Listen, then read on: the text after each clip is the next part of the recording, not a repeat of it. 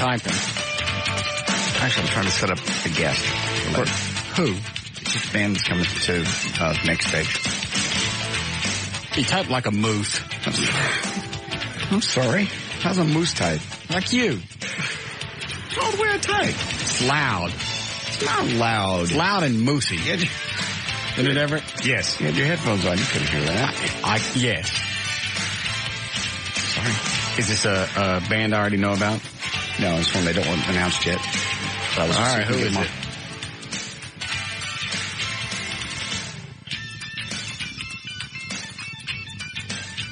I don't want them. Okay. How do you get an email back? Do I? I said, how do you get an email back then? I just sent it. How do I what? Get an email back after you sent it. I'm lost. Sorry. Never mind. What are you saying? I was just saying I've already sent the email requesting them. How do I get an email back from what? After you sent What's the matter with you? Nothing. Leave me alone. Damn. I'm just trying to send an email. But you're not making sense. I thought it was just me. No, it sounded like English, but it didn't all join together. I sent an email. So how do you get email back? Huh? Once you've sent one, can you get it back? Well, why do you say that? How do I draw it back? Is that important? How do you get it back? Just a series of disjointed words. Yes. Is this going to be my day? The word would be, how do you retrieve it? Okay. No, your day was last night. What happened last night? Oh, have you seen his chair? No. It's not really. What happened? Wait, I'm still giggling at myself. All right, I'm done. Can I have the audio from is this the original or is this last night? That's last night. I'll show you the video first. Okay, perfect. And then you can hear the audio. Video on your website, Eddie. It's still from the first time, right? First time. All right. He's trying to get the new one out. Okay. JD's chair in his office. Right. He scoured this whole building when sales left, contending that he found the perfect chair. I see. And that's all he talks about in the office. It's perfect. It's comfortable. It's high back. I have one of those exercise balls. I put it right in the pocket, and it's perfect. And there's only one like it in the whole building. He wears extra. What did he just say? Oh, Jesus, shut up. There's a video.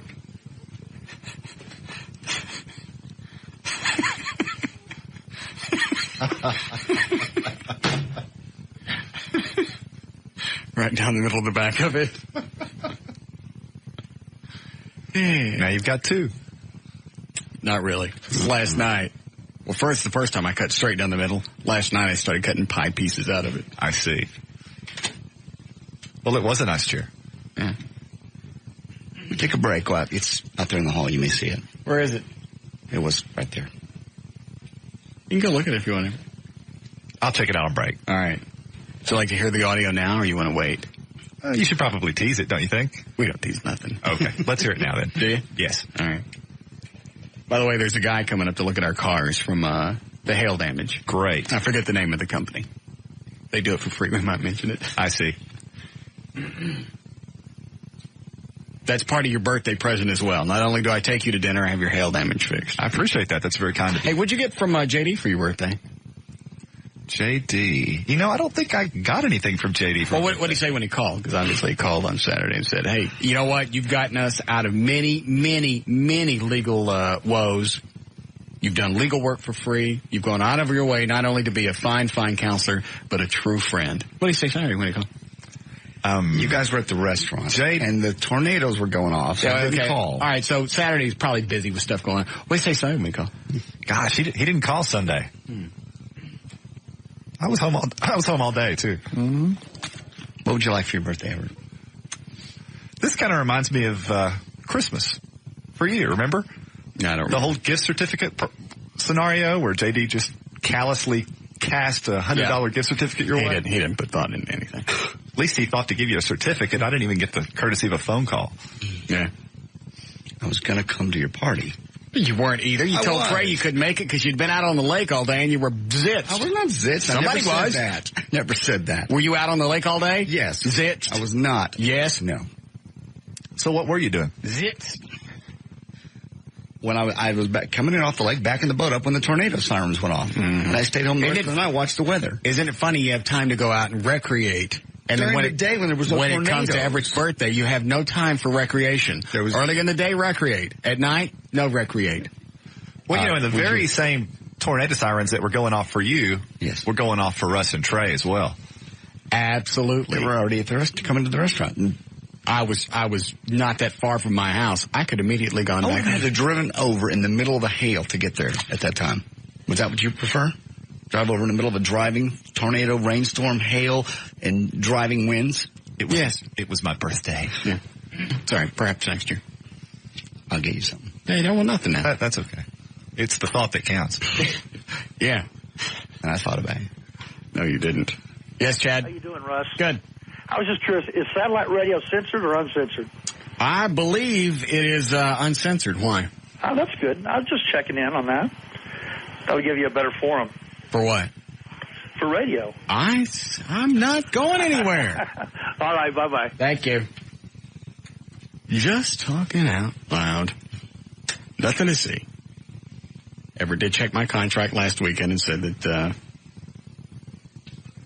yes. Let's see. If something were to happen, yes. Yes, efficient breach. Yes. Very efficient breach. Extremely efficient. Doesn't matter. Nothing going on here. All right, here's the audio. Has this been edited, Eddie? Yes.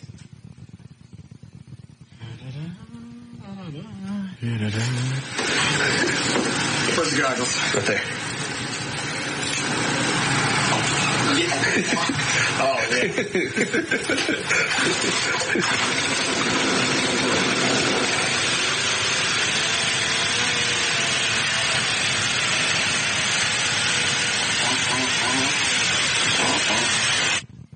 I feel so manly.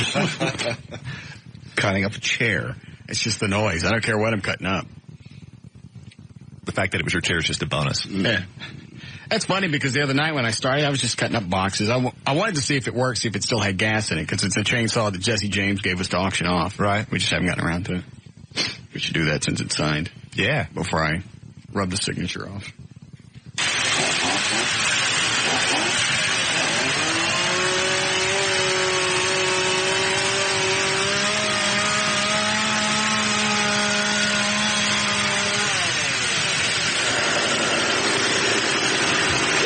Too much, Trey. You're gonna have to sit in it.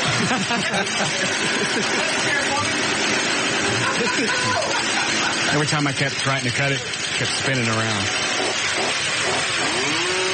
So now we've cut straight down. Now I'm cutting straight across. I see. Pieces of pie.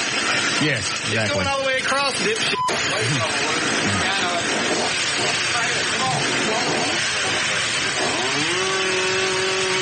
Now Lee's holding it.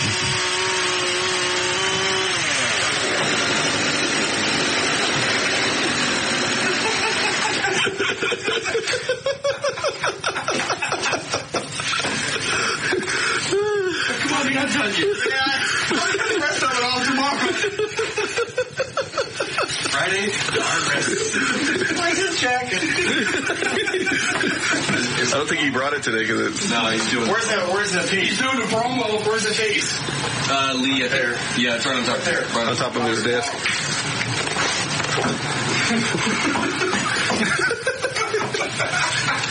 He comes down the hall in a second. Okay. I got some electrical tape right here. Just leave it sitting there. Jeez. Right, cut this down. Everybody's walking by the office, coming in, having a look. Strong man. Finally clean. Yeah. You still rolling? Yeah. Fumes are good for you. He's coming.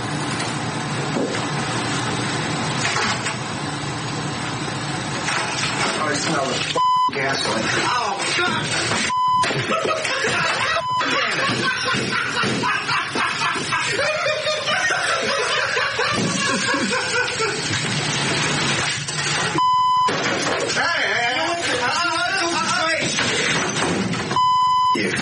Now, He's acting like a child and kicking stuff over. I'm acting like a child. You're cutting up my furniture, and I'm acting like a child. You're so mature at times, JD. First of all, it's the station's furniture. It was at my desk. It was My desk. Station's furniture, my desk. I bought the desk you're My sitting at. workstation. Your work area. My desk. That's fine. Station's chair. My office. It's not your office. It's our office. I work there. I'm an employee here. My office. That's not your office. Your office is next door. My office. It's not your office. It's the show office. My office. Let's do it this way. Mm-hmm. If you said you wanted my office, you think you could have it? No. Flip it around. Sure. Thank you. Doesn't mean it's your office. My office. If you wanted Bob's office, you'd probably get it. It's still Bob's office. My office. It's where I work. Not Bob's office. Where I work. Bob's area. Your only area. chair like that no in the office. whole building. Your area in my office. God.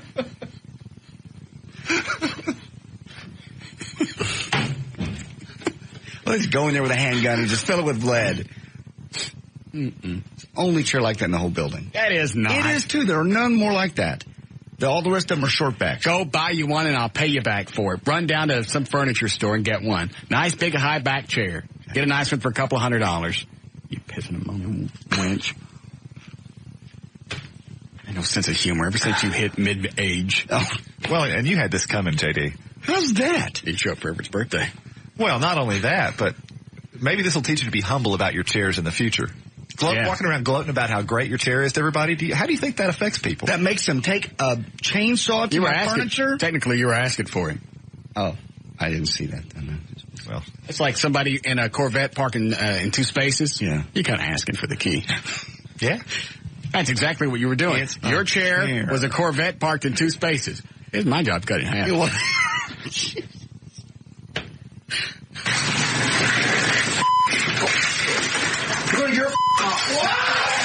This is where he grabs a chainsaw and tries to start it.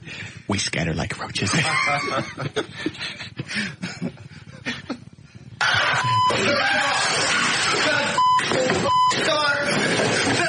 He chased us all out of the hall. Everybody went in 3 different directions. I could have got that thing started. That would have been fun.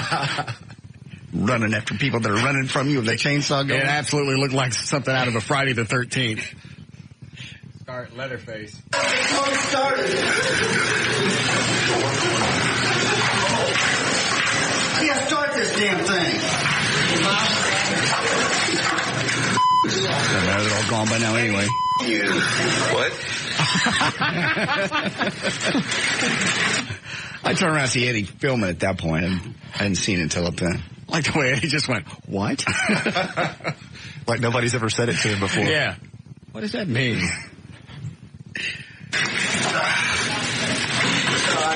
No big deal. Got all my little pieces of the chair are now all over the office. I mean, little whatever wood carvings and stuff. Go get you a new chair. I'll buy it. Looky there. Not only do you get another chair, you get a new one. One that you get to go pick out. It'll be yours. And the next time you cut it in half, you'll go, I bought it. I did. My chair. Well, now that some time has passed, doesn't it kind of seem funny in retrospect? It's funny to watch the video. It'd been funnier if it had been Trey's chair. I'm trying to think of something that Trey's we can cut in half. Trey. There you go. Yes. That would be funny. Mm-hmm. All right, you ready for news? Sure.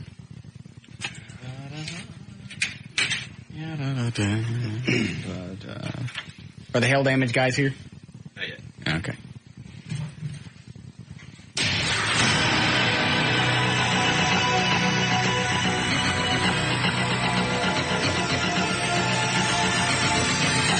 I'm debating whether or not to tell this story because it's not really that interesting, but I'm pissed off about it. What?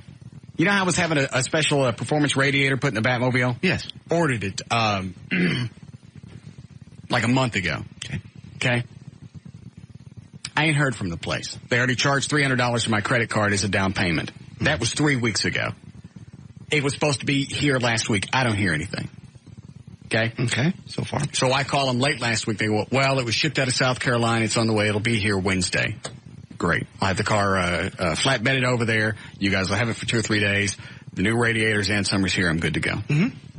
Not a word. not a peep. Called last night, got a hold of somebody there after hours. Well, nobody's here to talk to you about it. Well, can you look on the computer and see if the radiators come in? Mm-mm. All right, so I'm spending $1,300 on this. Damn. And you can't open up a computer and find out where the hell it is? So Trey says, I'll call him in the morning for you. Because normally I get busy and I forget about it. Sure. Finally gets a hold of somebody. Well, the wrong one came in. We had to send it back. Be another week. No, it won't. You credit my card $300. Mm-hmm. What if they don't? How do you dispute that? You can. Is it through your debit card or your credit card? Visa. You can go through Visa and dispute the charge. And will they? Most likely. I mean, you haven't received any benefit. I got nothing. Yeah. I got $300 charged to me 3 weeks ago and nothing. I can't even get them to answer the phone sometimes. It's pissing me the hell off. I'm this close to telling the name of the business. After I get my $300. Yeah. So Trey finally calls him back and says, you know what, that's too long. You guys haven't followed up on anything. Just credit the credit card. And she goes, all right, I'll tell the guy that owns the place, click. That was it. Can you imagine if I had any problems with that business? Really? With follow-up service? You'd be screwed. Yeah. Did they by chance know who you are at all? I don't care. It's not the point. If I'm spending $5 with somebody and I'm not being an ass, I expect to be treated like a customer. I don't think that's too much to ask. It's got nothing to do with who I am or what it is. You told me this. Here's what you said you're going to do. I'm a customer. Mm-hmm. I'm going to pay you money. You're going to make something off of it. I get something in return. They got your cash. You got nada. Yeah. So now I got to go find another place. Andy over at Eagle Transmissions suggested somebody. It's just irritating. Yeah. It's like I said a couple of days ago. You think in this economy, the way things are right now, people would bend over backwards to get stuff done. Yeah, customer service should be all-time high. Yeah. You would think. But I guess some businesses are busy enough that they can set that aside as a concern. Fine. You can always do business somewhere else. Yeah. Yes. Like somebody pissed JD off about 3 or 4 weeks ago with some type of electronics purchase. Mm-hmm. Yes. They're not going to get any referrals from us anymore. Of course not. I hope it was worth it.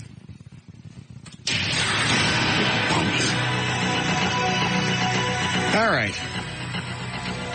How long should I wait to see if they credit them a week? All right. I'm done.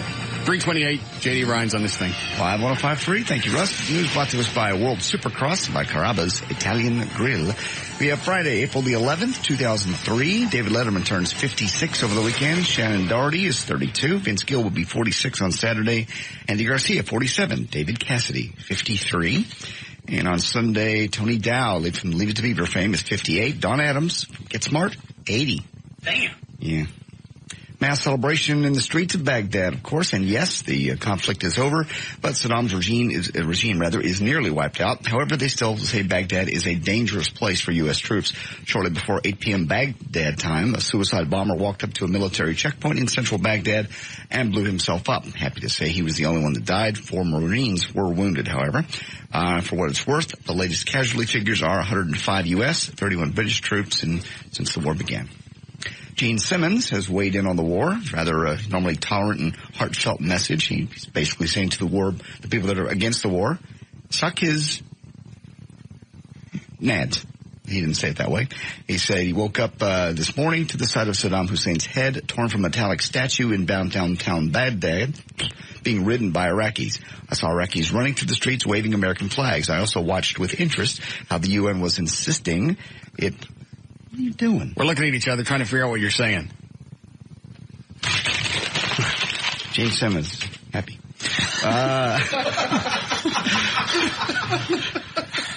So you saw... Well, wait a minute. Here's what I got out of the story. Gene Simmons is telling everybody to shut up. Look at the war. They're happy we're there. Why he's weighing in, I don't know. Because he's a liberal normally. Normally he'd be the other way. Did you get that? I'm not trying to be ugly. I'm just trying to be... I'm just, ass. No. So I'm trying hard sometimes. You just make it so difficult. So repeat that last sentence. You thought the Dixie Chicks controversy would fade away eventually? Well, it may not be the case. Their CD has dropped out of the #1 slot on the country charts for the first time in 18 weeks. And now a poll by a business marketing company found that 58% of country music fans say they are less likely to buy a Dixie Chicks CD in the future. Good. A trio of gunmen opened fire on a convoy of cars, one which was carrying rapper Snoop Doggy Dogg. Wait a minute. Did you get that Vince Gill story I sent you? Isn't he the one that was defending Natalie May? Yes, I got that one. Vince Gill commented at the Flameworthy Awards that he thought it was time to lay off the Dixie Chicks and Natalie Maines. Well, Vince found it necessary to call the Nashville Tennessean and clarify that although he thinks Maines has been through enough, he personally disagrees with her. Quote, "It's pretty imperative that I communicate that I held the completely opposite view of Natalie Maines. The troop and the presidents don't have a bigger supporter than me." That's the rest of it. That's all. That's not what I sent you. His quote went on. This is out of the... I know. I want you to start reading what I'm sending you. It was a further quote that JD didn't read. Which was? Pushing her down the stairs, maybe her baby. Jesus. God. Sorry, I used the real story. Start using the ones that I send you. I sneak the quote in right in the middle so maybe he won't notice and just read it. In honor of our troops, I'm going to push her down 2 flights of stairs. A fitting tribute. Yes. Yes. Trio of gunmen opened fire on a convoy of cars, one carrying rapper Snoop Doggy Dogg, injuring one of the musician's bodyguards. The rap star was not hurt. Police say the shooting occurred 9 p.m. last night in the Mid-Cities area, as up to 5 cars, including one carrying the dog, were traveling through the area. Another car pulled alongside the convoy, and 3 men with guns opened fire. 2 of the vehicles were struck by bullets. It is unclear if the wounded man was in the same car with Snoop. Dude, I'd get into jazz. I'd get out of rap. I don't know what it is about that. Why is that particular industry chock full of violence? Thugs, I don't know. Not a clue. Still should be country music. That'd be funny to hear Conway Twitty was in a shootout and a drive-by. Yeah. Okay. Actor Sean Penn's car was stolen as he lunched at a downtown Berkeley restaurant yesterday afternoon. The car, a black 1987 Buick Grand National, was taken in broad daylight between 1. Hey, that was the kind of car I was racing on the tollway. 2:30, really? Grand National. It was a Buick. I told you it was a Buick. Yeah. What a way he's driving an 87 Buick. It's supposed to be a collector's thing. Oh, okay. It's a 6-cylinder turbo thingy. Somebody sent me an email about that after we talked about it. Back in the late 80s, they built it as a Corvette eater. Oh. Okay. Because it was smoking vets. Very nice. Yeah. He had a couple of guns in the car, a 9mm Glock and a .38 caliber Smith & Wesson. He does have a concealed handgun license, so that's okay. The actor was very mellow in the aftermath of the crime. He declined comment about the incident, and they actually published the California license plate on his vehicle. Really? In case you see it. 2GRS995. Eddie, could you go run that, please? Okay. Give it again. 2GRS995. California plate. On a Buick. If you can run that. Oh, those guys are fast! Anchor Management opens up in theaters. This is cut number 1. Jack Nicholson, who is in that. I got it. Jack Nicholson is in the film with the Adam Sandler. He was asked if he's ever considered he's getting old and kind of wrinkly, plastic surgery. Here it comes. No, I wouldn't think about it, and so naturally, no, I haven't. But I mean, I'm an actor who they said was wrinkled and balding and everything else when I was, I think, still in my early 30s. Most of the people who wrote that, who thought they were younger than me, are now bald and wrinkled. And as you can see, I don't have any plugs or tucks or this or that, but, let people do what they want. I just don't. I look at it as mutilation. I looked at, saw the clip today on Channel 8. By the way, I'm not talking to Alexa Konomos and Konomo, whatever her name is. I ain't talking to her. Why? Because why? What'd she do? She won't let me talk to her mom. You wonder why? Trying to get to her through her mom. If she won't come on the show, I want to talk to her mom. Moms love me. Yes. Every relationship I've been in, the mom has loved me. Sometimes more than the chick I'm dating. Yes, I remember that one. That's happened many times. Where was I? Alexa? You're not talking to her anymore. Yeah. Were you ever talking to her to begin with other than emails occasionally? Back and forth. On the phone? No. In person? Mm-mm. Okay. Forgot what I was doing. You're mad at her. Yeah. Screw that. Jack Nicholson should get plastic surgery. Mm-hmm. He looks like Jack Nicholson. Mm-hmm. Should get something tucked or something plugged in or something. No. I get that. I'm thinking about having it now before things go bad. What would you have done? I've decided I'm going to leave my nose alone. That would have been the first thing I'd have done. What are you nodding at? Leave it alone. Oh. God bless. That's me. Yeah, that's what I start with, too. If I had your nose, that's what I get. But, you know, if you get a nose job, your whole face totally changes. Yeah, you look different, totally. And then everything else up to that point, you look at pictures and you go, that's not me anymore. Or that wasn't me. I don't acknowledge that part of my life because I don't look like that anymore. So I'm not going to do that. I get a facelift. I don't need one. I don't need one right now, but as soon as the first signs of it, yeah. You get a butt suck. You don't need that either. Yes, I do. You're a rail. I still need a butt suck. No, you don't. Yes, I do. You don't have any fat on your butt. You don't know. You're thin. How much do you weigh? 163. And how tall are you? 6 foot. You're underweight. I am not. I'm right in the middle of where I need to be. My BMI is like 22. You don't need a butt suck. Yes, I do. Suck it. Certainly not from me. Right here. Just right here on the very end. Right here. No. Yeah, just a little bit. Giving it up for Lent. No, I don't mean come suck on it. I mean, here's where I want to get it done. You wouldn't have any plastic surgery done? Maybe a facelift someday. Phew. It's a big crane. Shut up. Probably charge extra. Cut number 2 is the scene from Anger Management. Was that all you get is a facelift? Yeah. You wouldn't get any lipo? Mm-mm. Really? Mm-mm. I get lipo all over the place. Mm-mm. Why? If I was getting something like right here, which is where I got it, I get that sucked out so it's nice and tight. So you ain't got to flex when the chicks grab it. That's all you get's a facelift? Yeah. No lipo? Mm-mm. You wouldn't do nothing with your head? There's nothing wrong with my head.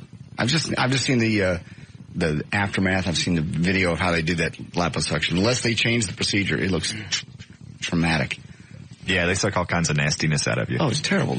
Big rods and they're shoving it in there. I don't think it's that way anymore. I think they still have the big rod, but I think the blood loss is minimal now. Oh. I think it's changed. I haven't seen. Can we have a plastic surgeon in here? We did at one point. A long time ago. Yeah. When you first started talking about your butt. Yeah. I want a butt suck. I'll mention the place if they suck it for free. They wouldn't find anything. Yes, they would. You're 163 pounds. Come grab my ass and feel. No, that's right okay. here. No. Look, see how it shakes? Watch. You're shaking it. Queer. Cuddy. Hi, Mary. Hi, Russ. How are you today? Fine. Good. You shake it, baby. Thank you. So, I forget his name, so shut up. Would you have Botox? Would I? Yes. No. In fact, I read something today. Somebody got Botox. Melanie Griffin. Yeah. And they said she's had too much, and she's got like a glassy stare to her face. They said her face looks frozen, but she's had it so much. Do you think Renee Zellweger's had Botox? I think she's had a lip, whatever they do to your lips, I think she's had that. Collagen. Yeah. Would you get a chemical peel? Yes. Oh, you would? Yes. On your butt? No. Probably my face. Your Don't butt you look? doesn't need to be sucked. Yes, it does. Come up in a second. Don't they do chemical peels for doesn't that make you look younger? Mm-hmm. Just takes off the first top layer of skin that's, and you see less of the pores. Yeah. I'd like that. That's what I'd like. How long does that take? I don't know. Never No had idea. that. I think that's temporary, though. I mean, it's Chemical not. peel? Yeah. I believe it is. It doesn't is it? reverse the aging process. It just takes off the top layers of skin, I think. I thought they do that for like acne scars. I don't know. I'd like that. Let's all get that done. Okay.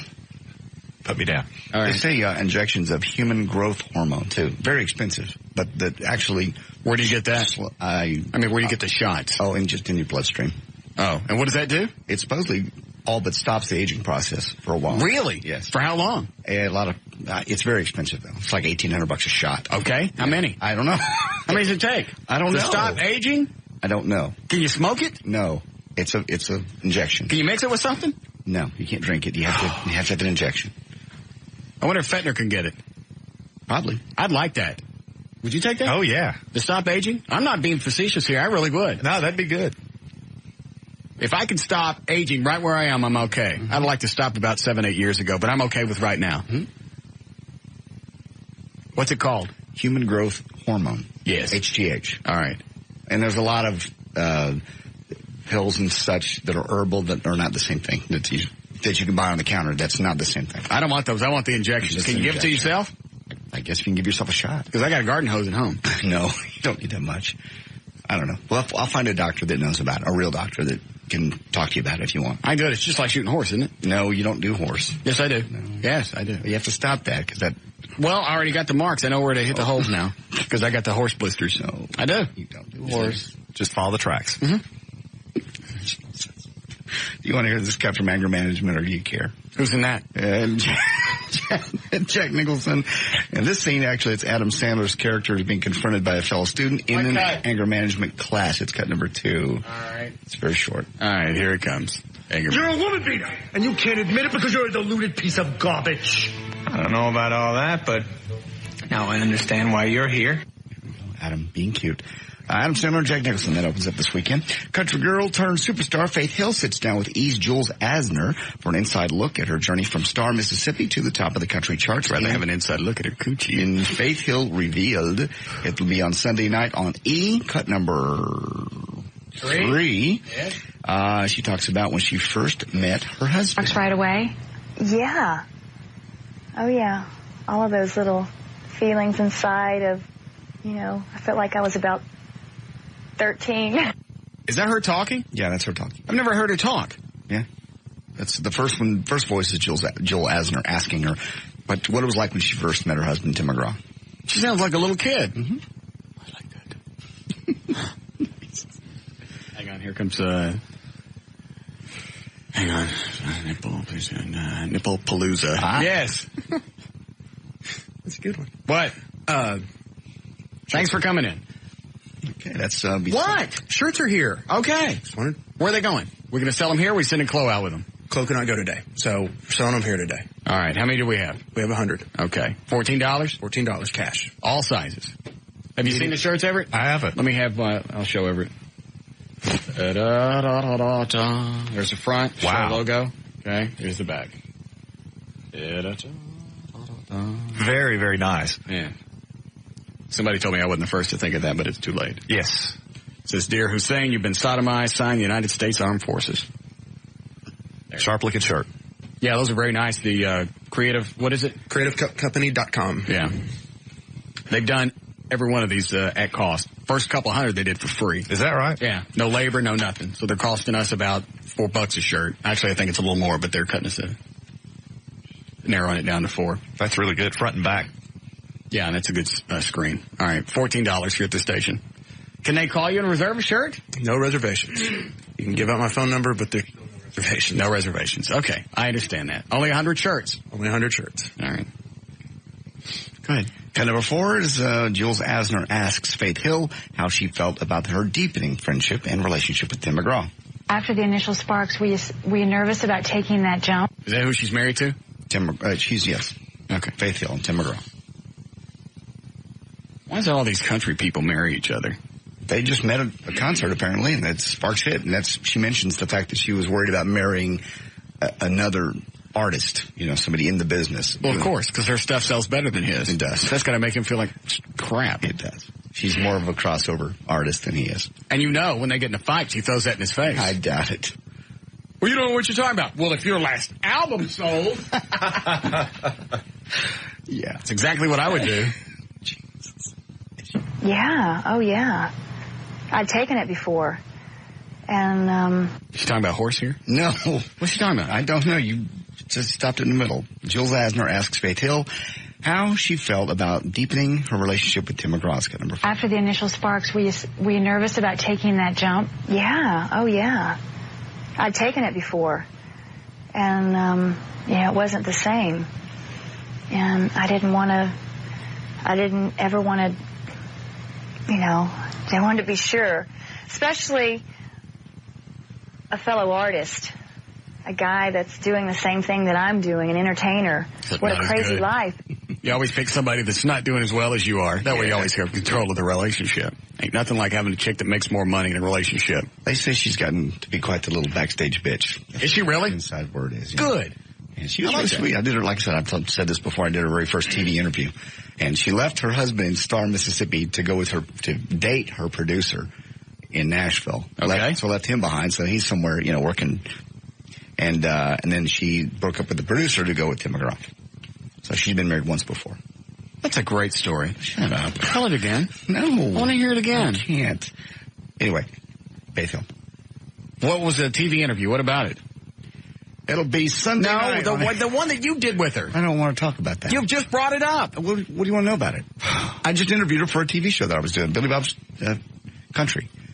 And I did her very first TV interview. And how was it? It was wonderful. She was very down-to-earth, wonderful person, laughs at me and thank you note afterwards. It's just now that fame and fortune has hit, she's become this diva.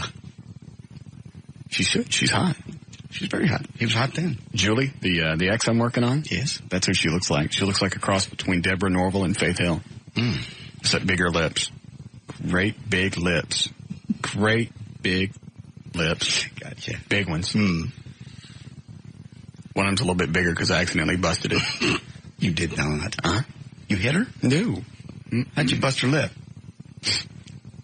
How'd you bust her lip? Actually, I was getting up and I hit her with, I think it was at my elbow. Oh.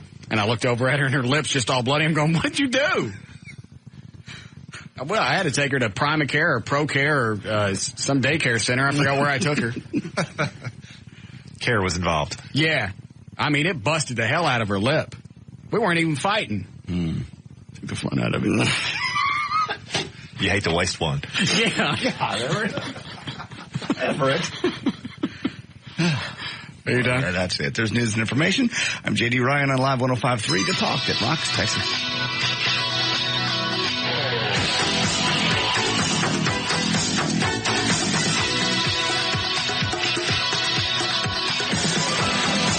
We'll be back with the Russ Martin Show. I'll just eat snot. What's the matter with you? Trey ordered food today from, who brought food? But he forgot to tell him to bring me chicken or, turkey. Deborah Stevens and Hickory Creek Smokehouse. Yeah. Have you had their smoked turkey? Uh-huh. It's great. But he didn't tell him to bring it. Oh. So there's nothing for me to eat. Don't you come in here. Don't. Out.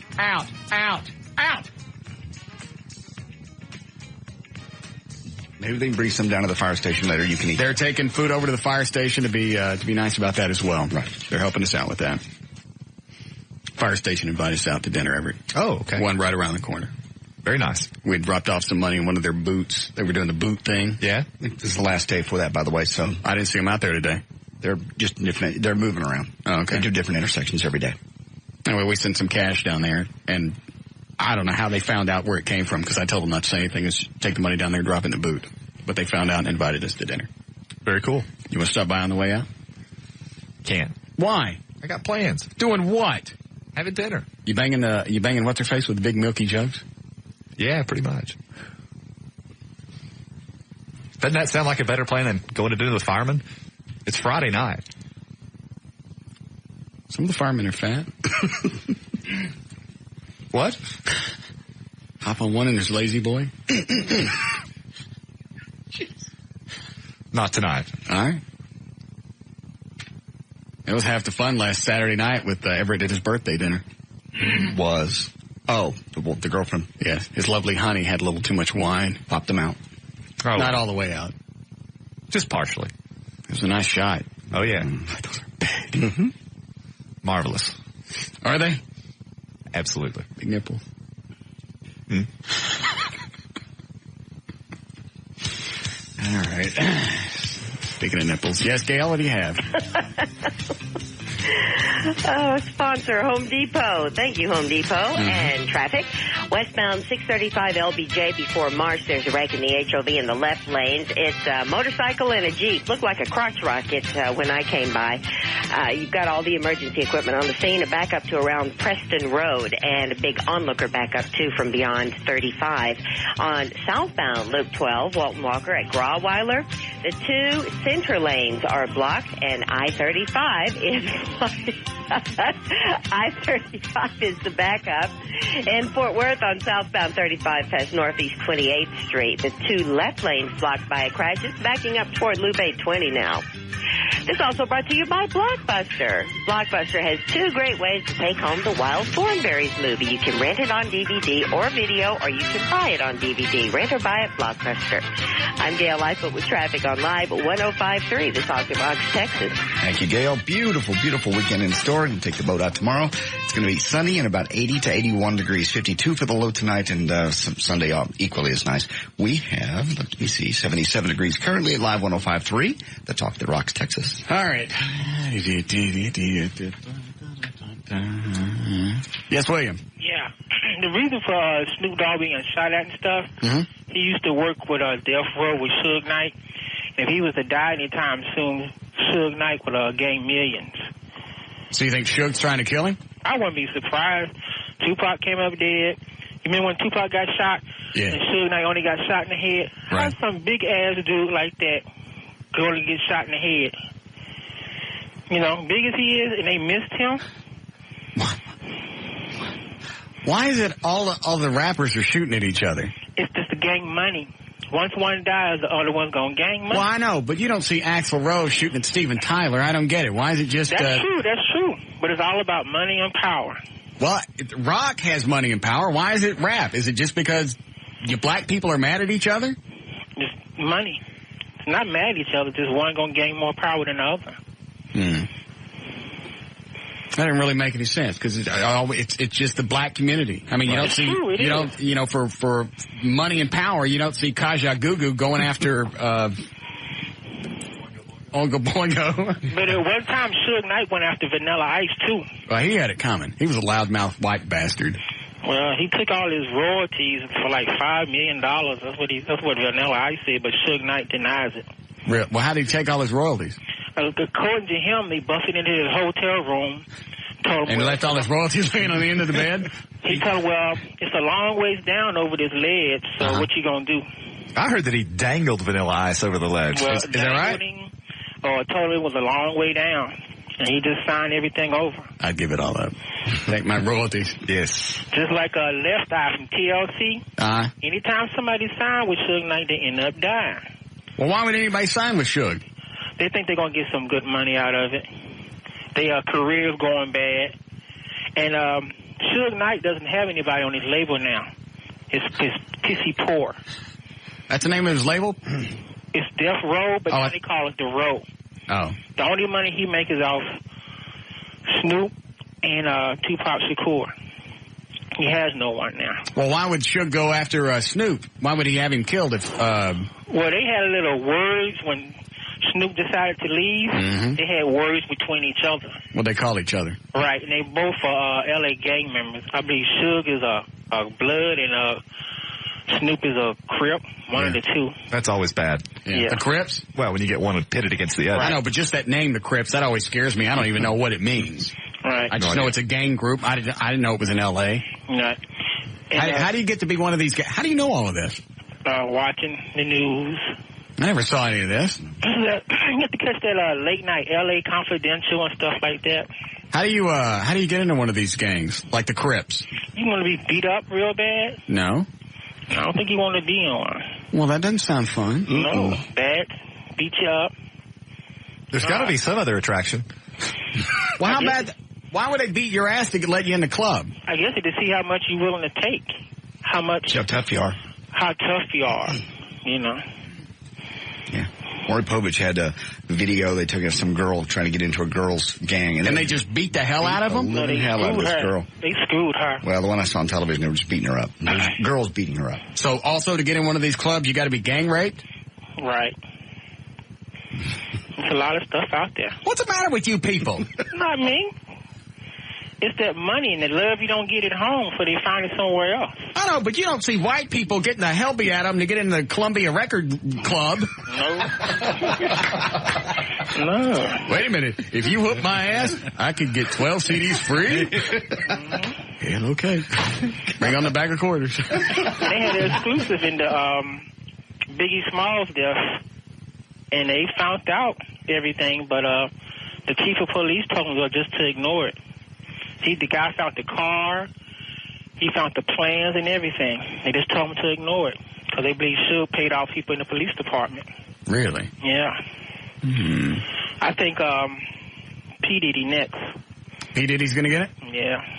Who's going to whack him? Is Suge getting it? Is Suge just getting everybody? Suge. Everybody kind of scared of Suge. I'm scared of him. You know. Yeah, I'm not even in rap, and I'm scared of it. Yeah. All right. Now, do they go after all rappers or just the people that they deal with? They tickle the ones. I mean, like Billy the Kid now has got a rap single out. Does that mean his life's in danger? No. You stay away from Suge now, you do fine. All right. Yeah. Who is Billy? What label is he on? Like Sony or something? It's a big one. I believe Sony. Or Columbia. Whatever. All right, thanks, William. All right. All right. There's our colored update for the day. That's just scary. Why would anybody want to get into rap if there's a really good chance of getting whacked? Cash. Yeah, I guess the money. Hope you don't fall out of favor. They're willing to sign with this guy knowing what he does. It doesn't make any sense. Well, it doesn't. Now, he keeps going, it's the money and the power, but really, you don't see Flock of Seagull. I can't think of another. Give me a current band. Creed, yeah. Creed's not doing drive-bys with Pearl Jam. No. I don't know. Tell how much I listen to the radio. Nazareth. Yeah. They can't even broadcast their award ceremonies anymore live because they're afraid things are going to happen. That should be a pay-per-view. You're right. Unedited. Spike Lee movie releases. Yeah, same deal. They're worried about gun. Really? Violence. I didn't know that. Absolutely. It happens every time. Now, you're talking about the actual premiere, not just going to the movie. That too. You can't even go to a Spike Lee movie? Well, when they open up, there's always something. First couple of weeks, there's always something. Why can't that happen like at the Star Wars stuff? Because those are just geeks. Yeah, a bunch of pissed off sci-fi guys. Yeah. Seems like the people that got it coming don't get it.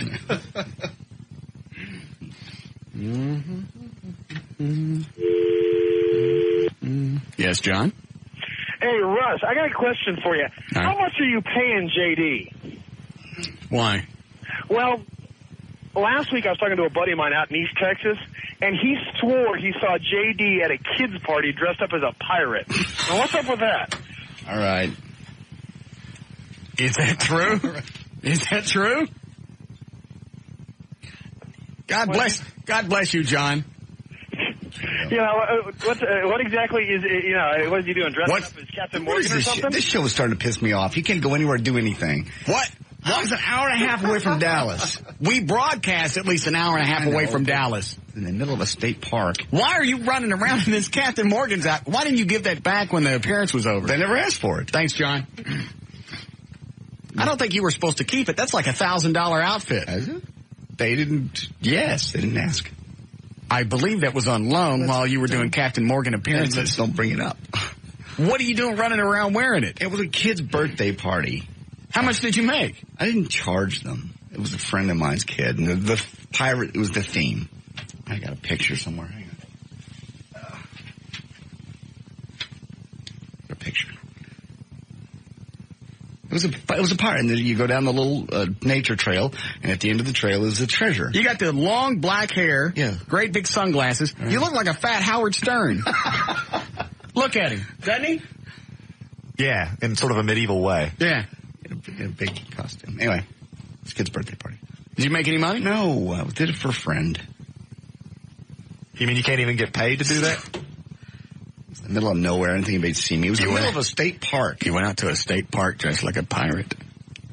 No, I changed clothes there. Is this one of these queer woods? No, it's not. These are children. No, I mean when the kids are gone, are you running around? You're in the woods dressed like a pirate. That's got queer written all over it. It was. Is that another picture? Yeah. Who's the guy next to you? That's my son. He was there with me. That's sick. What is? Were you drunk? No. You're in the woods dressed like a pirate. It was a kid's birthday party on a Sunday afternoon. Jesus. Has Eddie seen these? No. Look, Eddie. Here's JD's part-time. Eddie just walked back into the studio. JD's part-time job. Yeah. It's a kid's party. But if you'd like to rent the captain. JD91053 at Hotmail. Kidding. It's a real nice costume. I understand that. Hi, Rob. Hello, Russ. I was looking through the website the other night, and I seen on your virtual tour, it starts out with, I can't remember your lawyer friend's name. Everett. Everett. And then as it was panning right, it came across this big, huge-headed guy. Is that J.D.? Yes. It is? Yes. The picture has been modified. No, it hasn't. It most certainly I has. never touched that picture. You know, you didn't. The guy that did the virtual tour did. It looks like an alien. Go to my website to see what my head looks like. Go to Eddie's website, and there's a picture of you on the front. Yes, that's also been modified. No, it hasn't. Yes, the hell it has. It's the picture of you and the Blue Angels. Go to John. You got the little thumb up and the head. No wonder you call him the Baby Rattles. JD, you might want to have that checked out. Go to my website and see my real pictures. It's actually larger in person. Yes, it is. Yeah. Shrink your head. Thank you. All right. Is this just my day? To pick on me, it's bad enough you cut my chair in half in the office. What else you got planned? I have nothing planned. Water balloons? What's next? Nothing. That wasn't us. That was somebody calling in about your head. Yeah. And we didn't know about the pirate thing. Where was this? It was at a state park. Which one? It was called Fort Richardson State Park. And how far out was that? About an hour and a half. And how did somebody spot you? I don't know. I didn't see anybody. Nobody came up and said hello. When the kids were gone, were you tramping? No. Were you flat? No. Were you in the woods? What word am I looking for? Traipse. Yeah, were you traipsing through the woods? No. I did have to walk down the nature trail alone. That was a little freaky. Because I had to go down there and wait for the kids. They were following a little treasure map. Do you understand how perverted that sounds? I had to go down to the trail to wait for the kids dressed as a pirate. They had the treasure map. Yeah. It was totally harmless. Oh. I mean, you've got to admit, it doesn't sound good. It doesn't. It's just funny that he got busted. That's just harmless. Did you really not make any money? No, there's a friend. Favor. You know, I had the costume. Said, we're having a pirate party. Would you loan us the costume? And I said, tell you what, I'll come out and I'll just be the pirate. Hour and a half out. Yeah. Okay. Anything else you're doing you want to fess up to? We're going to find out. No. Nice weekend plan. Let me ask you this. What? Have you been out on your boat in that captain outfit? Ooh, no, but that's a good idea. Have you really not? No. I've only had the boat out a couple times. Tomorrow's going to be the first really nice day since I've bought it. So I'll be out tomorrow on Louisville. And you haven't worn the captain outfit? Not on the boat. It's too hot. I find that hard to believe. It's really hot. Just conjuring the mental image. Yeah. It's a great idea, though. I may do it tomorrow. I like the image of him running around in the woods by himself. Oh, yeah. Near the fort. With his weenie hanging out. I didn't have that hanging out. God. Children. I mean, after they were gone. No. Little nuances of Ty Herndon. No, quit it. All right, we got a break here. Hello? Yeah, I saw JD Saturday selling hot dogs on the highway in a tea bag. There we go. Here they come. Well, yes, I did that. Which highway? Highway 121, of course. Hello? Yes, is this Russ Martin? Yes. Yeah, maybe you could put JD in that pirate outfit in that little movie thing you're doing. Why? I think it'd be funny. On his boat with the pirate costume. I don't know how we'd work that into the movie. I don't even know when we're going to shoot again. I don't either. Did you get a shooter for us? I've left a message for the one we talked about. Ali? Uh-huh. Ali would do it. Mm-hmm. He shot episodes of Walker Texas. Didn't he do something with Walker? He just did a movie. He either did another film. But hasn't he done something with Walker, or at least Chuck Norris? Is in the film. Oh, he is? Yes. Executive the movie that Ali just shot? Yes. What's the name of it? I'd have to go. It doesn't make any difference. Yeah. But do you think he would shoot part of the movie? Yeah. He probably would. I left him a message. He's been promoting his new movie. Well, we could promote the movie. It would be the exchange. We promote the movie. He shoots the rest of Happy the Clown. Not only a really good shooter and director, he knows what he's doing. Yeah, he could handle that Steadicam easily. Yeah. I don't want to do that anymore. That was an entire Friday night of me running around with a Steadicam. Yeah. I got to see Rob's girlfriend's cans. God, those are big. Those are big. They're just big.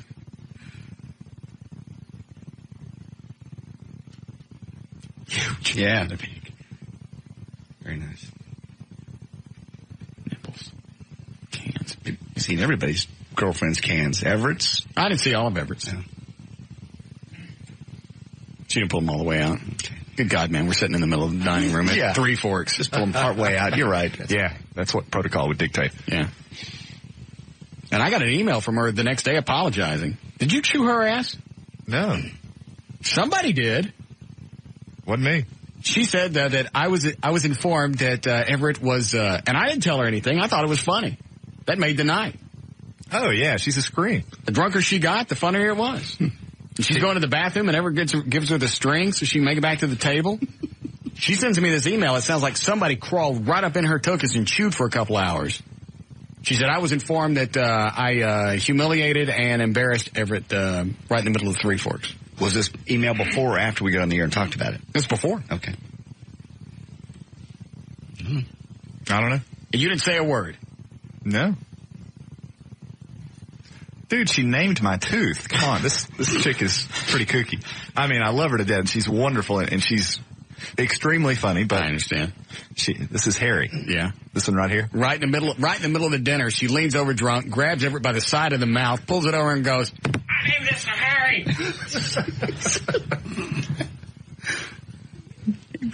Her defense, of course, is that she didn't name all of my teeth. Yes, just right. Which her brother named all of his teeth. Good. I'll be back. We'll be back with the Russ Martin Show.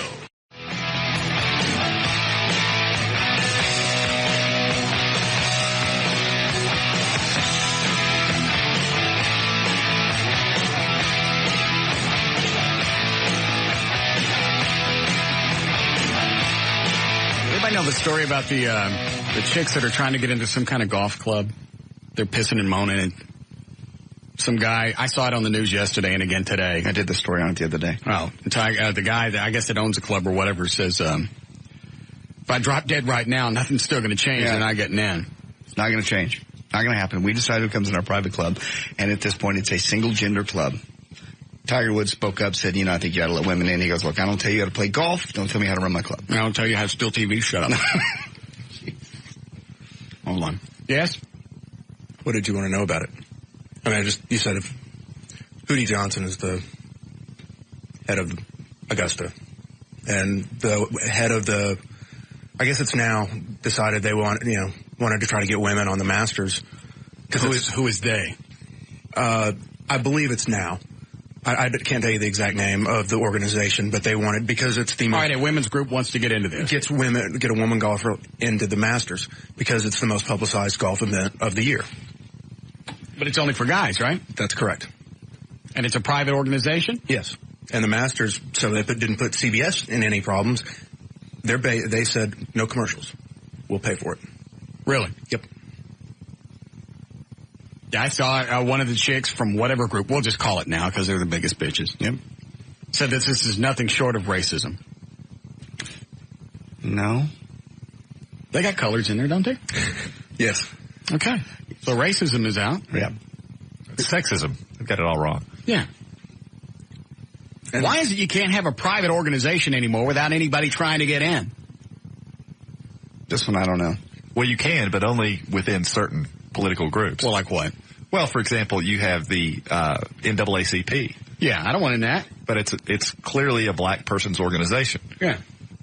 I don't want in that. Well, but what I'm saying, and I don't want into rap either. There are certain segments of our culture that can have private organizations without raising anyone's ire. Yeah. And you don't see black people trying to get in the Klan. No. No, you don't. Mm-mm. It's always chicks trying to ruin something. Well, the National Organization for Women specifically. They're like PETA. They just look for fights.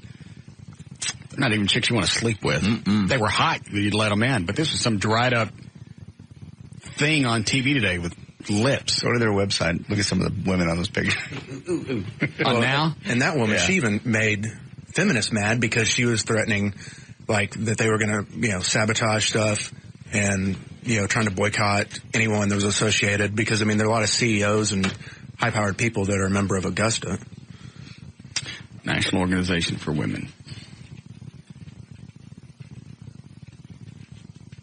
Yeah. Bunch of fat, ugly chicks. Nobody wants to pork. Mm-hmm. That's why they're mad. They was getting it and the took is really good. They'd shut up. They would. Look at this. Are you looking at the page at the top where it says July 11th to 13th National Conference? 3 ugly cows. Yeah. Yeah, like I want to go to that. Is that supposed to be the big draws to see those big cows? Yep. Let's look at them. 2 ugly Asian chicks and some black woman in the middle. They needs to be the ugly white woman. Mm-hmm. Well, they do. They're leaving out the whites. And I'm sure there's an ugly white woman in our organization.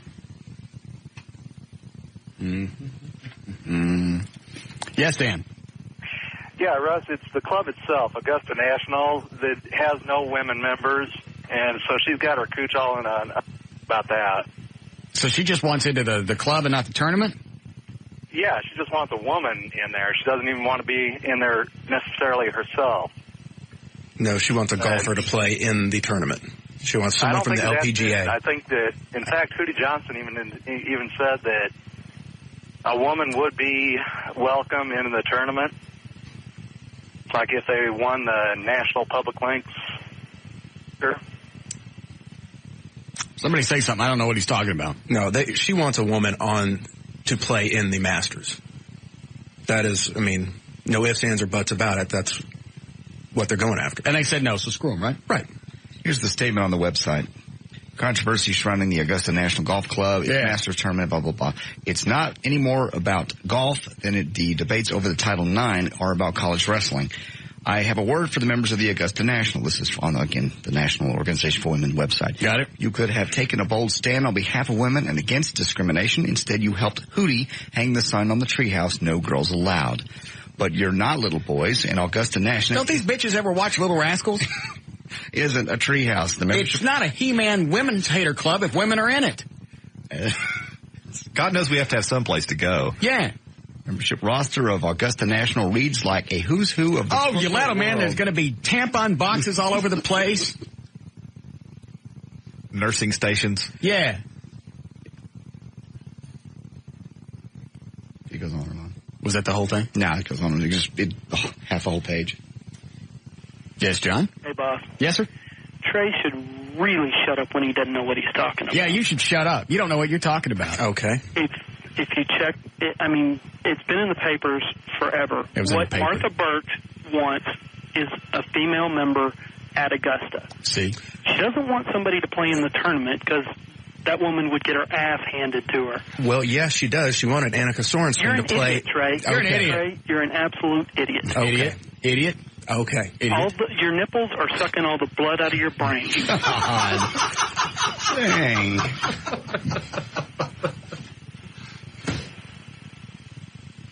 Well, massage them and say something. All right, so let me get this straight. Yeah. She wants in the club, but they don't want her to play. No. Currently at Augusta National, a woman can play the course if she's a guest of a member. Okay. But a woman cannot be a member of Augusta National. Okay. Martha Burt believes that discriminates against women. It does. But all these guys got their money together and said, hey, we formed a club and we want to be able to say who can be in the club and who can't. Yeah, that's why it's called a club. If you let everybody in, it's not a club. It's clubless. So then Martha Burt went public. Instead of writing a private note to Hootie, hey, would you consider changing your policy? She went public with it and embarrassed him, and he said, okay, bite me. And she tried to attack his sponsors, so he pulled all the sponsorship. Said, okay, instead of having 4 commercials an hour, we won't have any. So now he doesn't have to worry about anybody pulling out. Exactly. Well, when this all first started, there was a big push. He said you're an idiot. Well, there was a big push to get a woman LPGA player into the Masters. And they flat out said no. Now, let me just understand this. You got a chick that wants to get into a sport and play with all guys. Yes. Obviously, she's going to get her ass beat. Well, we'll find out in a couple months because are they going to let her in? One's playing at the Colonial in Fort Worth. So actually, golf doesn't seem like that would be Wouldn't really be that different.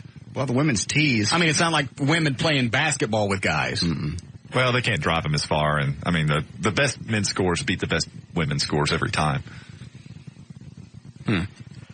Hello, Chris. Chris. Yes. Go. No, I mean, the last guy was just calling in. Yes, he is exactly correct. And I don't know if you've got to tell Trey to shut up. I mean, See, you got to shut up. He's talking on issues that he just has no clue what he's talking about. How dare you? Please do a little research. But actually, you're talking about the lady, Annika Sorenstam, who's playing in the Colonial here. Is she hot? Is anybody hot? Are there any hot female golfers? I like the name. She sounds hot. Kidding me? No, there's not. Is it kind of like female bowlers? I would imagine. But yeah, but she's going to be playing from the same tees as the men. So, there's going to be a huge advantage for the men over the women. I'm sure she'll beat a guy or two, but I think for the most part she's going to get smoked. But just my opinion. Okay. All right, thanks. Well, the consensus is you're stupid. That's fine. The way this all started is... Excuse me just a second. Excuse me, Head, are you blowing them out? I'm sorry. I made some of that turnip soup you make. Sorry. It's very tasty.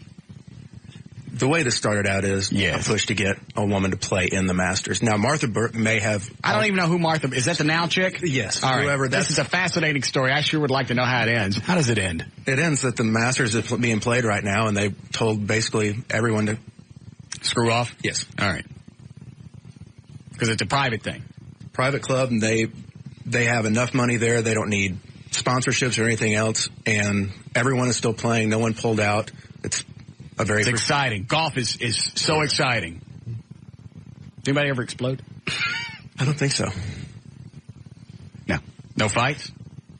No. Oh, that's right. They don't like black people in. Yes, they do. Well, they just got one. He get his ass beat. What? They have a lot of black people go see golf. They go see golf. They don't give them clubs. That's stupid. If they're good enough to play, they play. I'm going to watch golf this weekend. Is it going on this weekend? Yes. How exciting. It's a beautiful tournament. It's on CBS? Yes. That's where I'm going to plant my ass all day Saturday? And Sunday. All day Saturday and Sunday. You will make it 5 minutes. Yes, I will. No, I'm going to get won't. me a couple of Coronas, sit back, relax, and watch golf. Did you hear the words coming out of your mouth? You ain't going to do that. Well, I'm slamming my head in the door. That's what I thought. You have a hard enough time paying attention to interesting things, much less golf. Well, just, your attention. Like what? Baseball? Well, no. Oh, don't even start. Baseball's not interesting. Baseball is fabulously exciting. Baseball is a bunch of standing around. No, yes, it is. You're just displaying your lack of knowledge of the game. There are little bursts of running, and that's it. No. And then everybody stands around for a while, and then a little burst of running, and then more standing.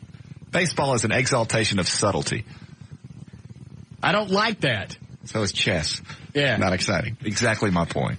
See, at least I would watch a chess game if just right in the middle the guy would flip the board over and start beating the crap out of the other guy. At least that would be worth watching. Yeah. Well, if you knew at one point in that chess game, one of them's going to wig and pull out a saber and cut the other guy's head off, I'd watch. Yes. That's a pay-per-view. Well, but there are all sorts of nuances in baseball. I've told you how to make baseball interesting, and nobody will do it. What? How's that? I forgot. Hiding the North Koreans in the outfield. Oh, yeah. I like baseball. I go into baseball games. I don't like to watch them on TV because it's a social experience. It's a lot more than just a game. Well, yeah, and you get one thing about baseball is it really helps to see the entire field. I mean, in football, you see the line of scrimmage, you see most of the players, but in baseball, if you're watching it on television, there's so many cutaways, you don't really get the full baseball experience. The golf's fun to go to. No, it is not. It really is fun. The tournaments are fun. First Somebody was trying to talk me into sponsoring an annual Russ Martin golf tournament, and the money would go to the Police Fire Foundation. And how much could we raise? Well, 50, 60 grand. I'll just pay it so I ain't got to go. It's the social experience. It's fun. There's a lot of hot chicks out there. There's drinking. You're walking. There's sunshine. I can do that in my backyard. You certainly can. It's just... Why couldn't we do it like at a miniature golf place? They still have those? Yeah. Well, let's do that. Yeah, I like miniature golf. At least there's some type of challenge. They're moving things. Clowns. Yes. Windmills. Yes. Dragons. Mm-hmm. That's the way golf should be. Okay. We could do that. You're done with the hole in like 5 minutes, too. It's great. Move on to the next one. Miniature golf? Yeah. Yes. Just like women. Mm-hmm. You ready for news? Sure. All right. Hello, Ed. Boss man. Yes, sir. Are you going to chicken out again today on the 15 minutes, or are you going to do it? You said you was going to take it down to 10 minutes. I am. 15 minutes would be boring. Certainly not as entertaining as talking about golf. Well, I'm the one that called the other day and bet $100 to the fireman, and I'm still serious about it, because I don't think you can last even 10 minutes. I'll go 10. Between now and 7? There ain't no way in this world you can do 10 minutes. All right. Well, then you'll find out between now and 7. I'll do it today. And that means no hanging up on stupid calls. At a certain point, that doesn't mean you get to talk for the entire 10 minutes. Right, but you can't just immediately hang up on them when they get stupid. All right. I missed it. What's the 10-minute thing? Explain it to him, JD, because I don't even get it anymore. We're talking about other talk show hosts and how they basically talk. Oh, I know. Some chick called in a couple of days ago. She said, I was listening to Mark Davis. He's always nice to everybody. Why aren't you nice to people? Why don't you let people finish their point? She said something else, but I don't remember what it was. Because you hung up on her. And my point is you couldn't do it. You couldn't go any length of time and just end a conversation all the way to the end. Goodbye. Even if it's somebody you disagrees with. Okay, we just agree to disagree. That's a waste of time. Well, that's giving up. If you say we agree to disagree, that's just saying everything that we talked about was moot. That means I have my opinion, you have yours. And everybody got theirs said. But the problem is, if your opinion is screwed, now you think your point is valid because nobody stomped you flat. If you're wrong, you have to know, and you have to know why. This meeting of the minds crap don't work. It breeds stupidity. Okay. I can't stand stupid people. I want them dead in their beds. I know.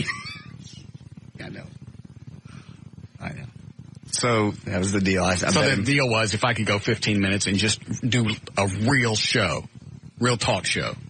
Don't hang up on people. Don't scream. Don't raise your voice.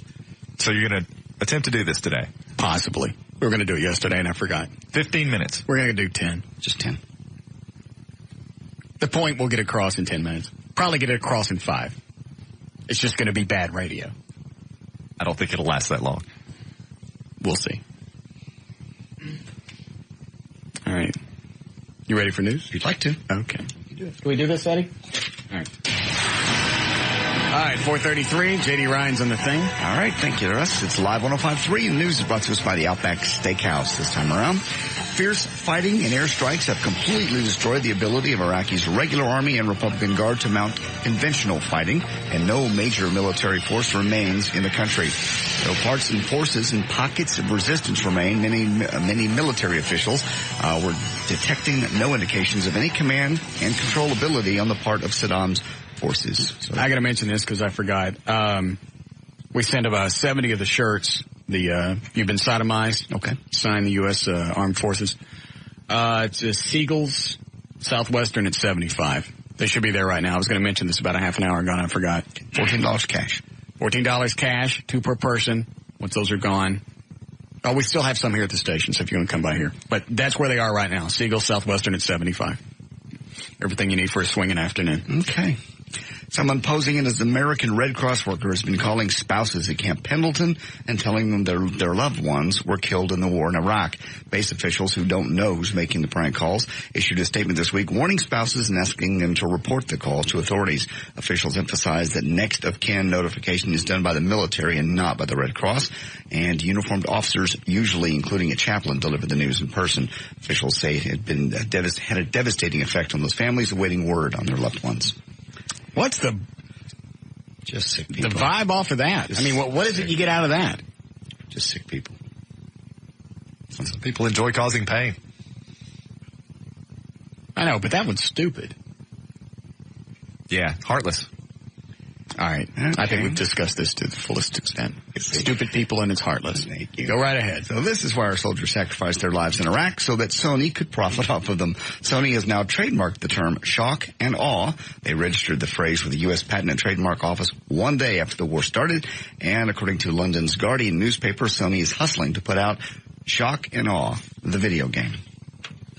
And finally, 28-year-old Lucas Ross of Aspen, Colorado, possibly the world's worst liar, going to court. Back in Christmas, he was riding a ski lift next to a woman, and they're about halfway up the mountain when he shouted, "Oh my God." She looked over and noticed that his penis was out of his pants. He said, quote, "I guess I forgot to zip up. I was wondering why it was so cold down there." He claimed that he had to go to the bathroom on top of the mountain, and he just forgot to zip up. He's going to court, facing misdemeanor exposure charges. There's news in it. Can you do that? No, you can't. whip out your weenie. I mean, you can't say I forgot. Typically, no. I forgot. Freezing cold. All right. I forgot. Go ahead. News and information. I'm J.D. Ryan on Live 105.3, The Talk that rocks Texas.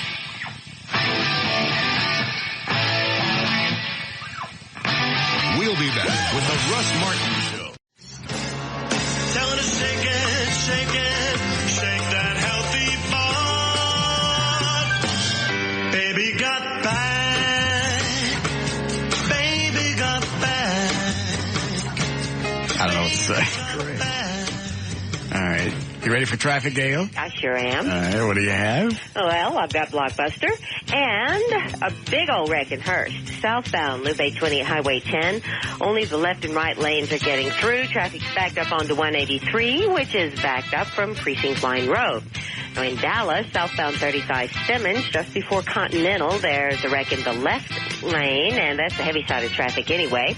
Southbound 45 past Illinois, a wreck off to the shoulder, but it's backed up to Martin Luther King Jr. Boulevard. In Mesquite on southbound 635 at La Prada, there was a stalled car in the lane. They moved it over to the right shoulder. Cleared up that wreck on LBJ at Marsh on the westbound side, but the damage is done. In Arlington, southbound 360 at Division, there's a stalled car. And in Fort Worth on the North Freeway, northbound 35 past Meacham, a wreck on the entrance ramp. Excuse me. This also brought to you by the Hallmark Channel. Love Comes Softly, a world premiere exclusive event at 8, only on the Hallmark Channel, where great stories come to life. I'm Gail Lightfoot on with traffic on Live 105.3, The Talk that Rocks Texas. What's the matter? Huh? What's the matter? I got choked. Oh. I'm sorry. That's all right. Allergies. Okay. Talk to you later. Okay, bye. Beautiful weekend in store. Get out and enjoy it. 52 for the low tonight, sunny and 80. 81 by Sunday. We have 78 degrees now at Live 105.3, The Talk that rocks Texas. All right. Did I mention the bagpipe guys were coming up today? You did the other day. I didn't know it was today, though. No, we got the bagpipe guys for my funeral. Yes. Did you know about the funeral? No. No. Bagpipe guys. What's we're going to have, we're planning on my funeral, like the first annual. First annual funeral? Yeah. Okay. What does that entail, other than the obvious? Yeah, that's it. He got to wondering what it would be like, what his funeral would be like, and so he decided he was going to plan one, the whole thing. Yeah. Casket, hearse, flowers, and now with bagpipes. So you're just going to lie there while we mourn you? Yes. We all have to have eulogies ready. I understand. Black people screaming, hollering, trying to get in a casket. That sounds like a lot of fun. I intend on doing it. Be the first annual. And then when I die, that'll be the last one. Yeah. And it'll take the sting out of it when you actually die, you know. Yeah, because you guys will already have it rehearsed. So when I actually die, you just walk up. You don't even have to read anything. Yeah. What I said last time. Yeah. Just sit down. Ibid. I'll put together a little video, sappy music, slow motion pictures of Russ, you know. Anyway, so, hold on. What's the name of the band, or the group? Fort Worth Scottish Rite. Fort Worth Scott. Fife and drums. Pipes and drums. Pipes and drums. Pipes. Whatever. It's Fort Worth bagpipe guys. Mm-hmm. Anyway, they offered for the funeral. I thought, you know what? It's been a good week for the troops. They come up. I'd like to hear Amazing Grace in person. I would too. Be great. Yeah.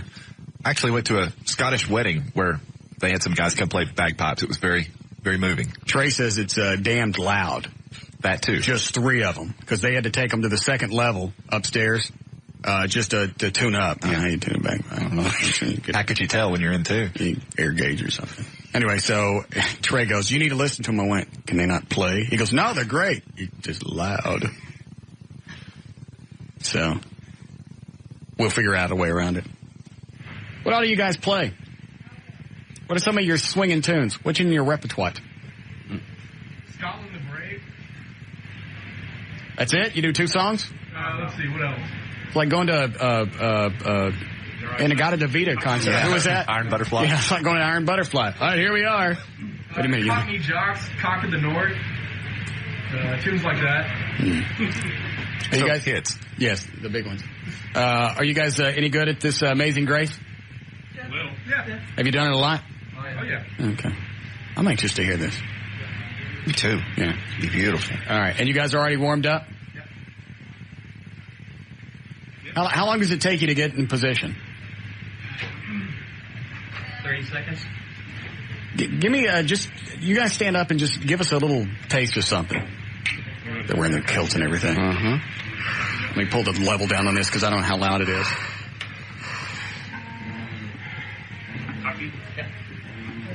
What makes you want to get into bagpipes of all things? You walk around with a dress. Oh, I see.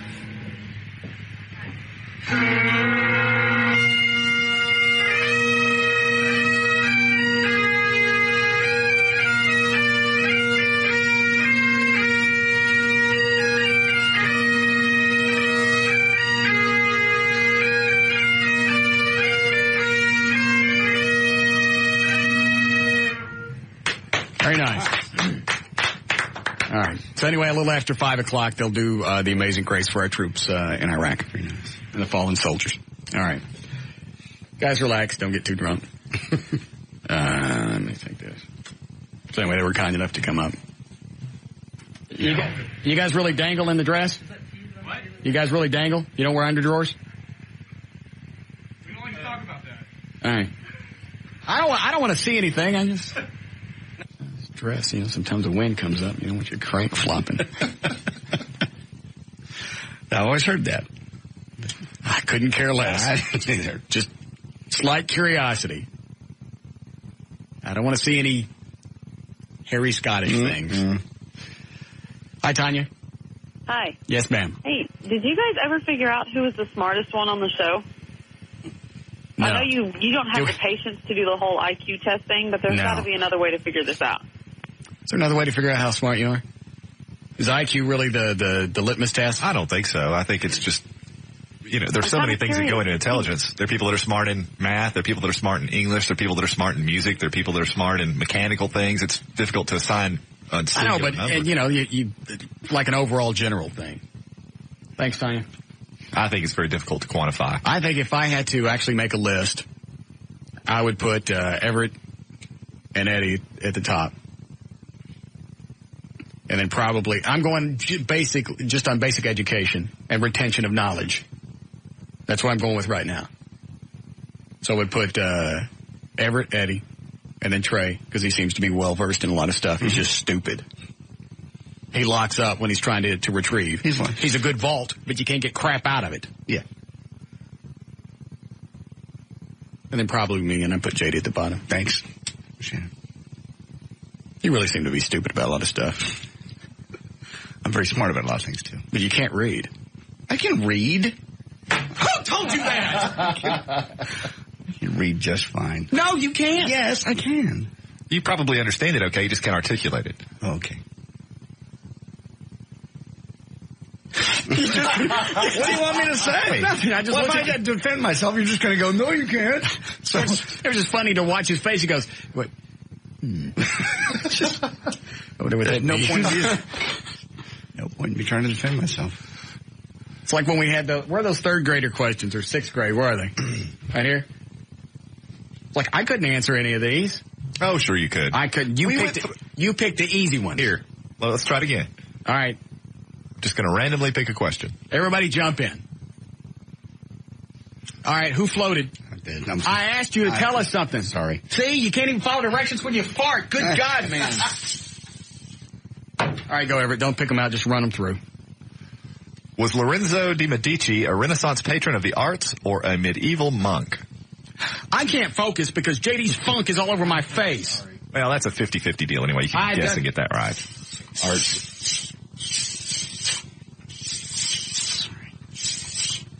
I'll leave it. Won't go away.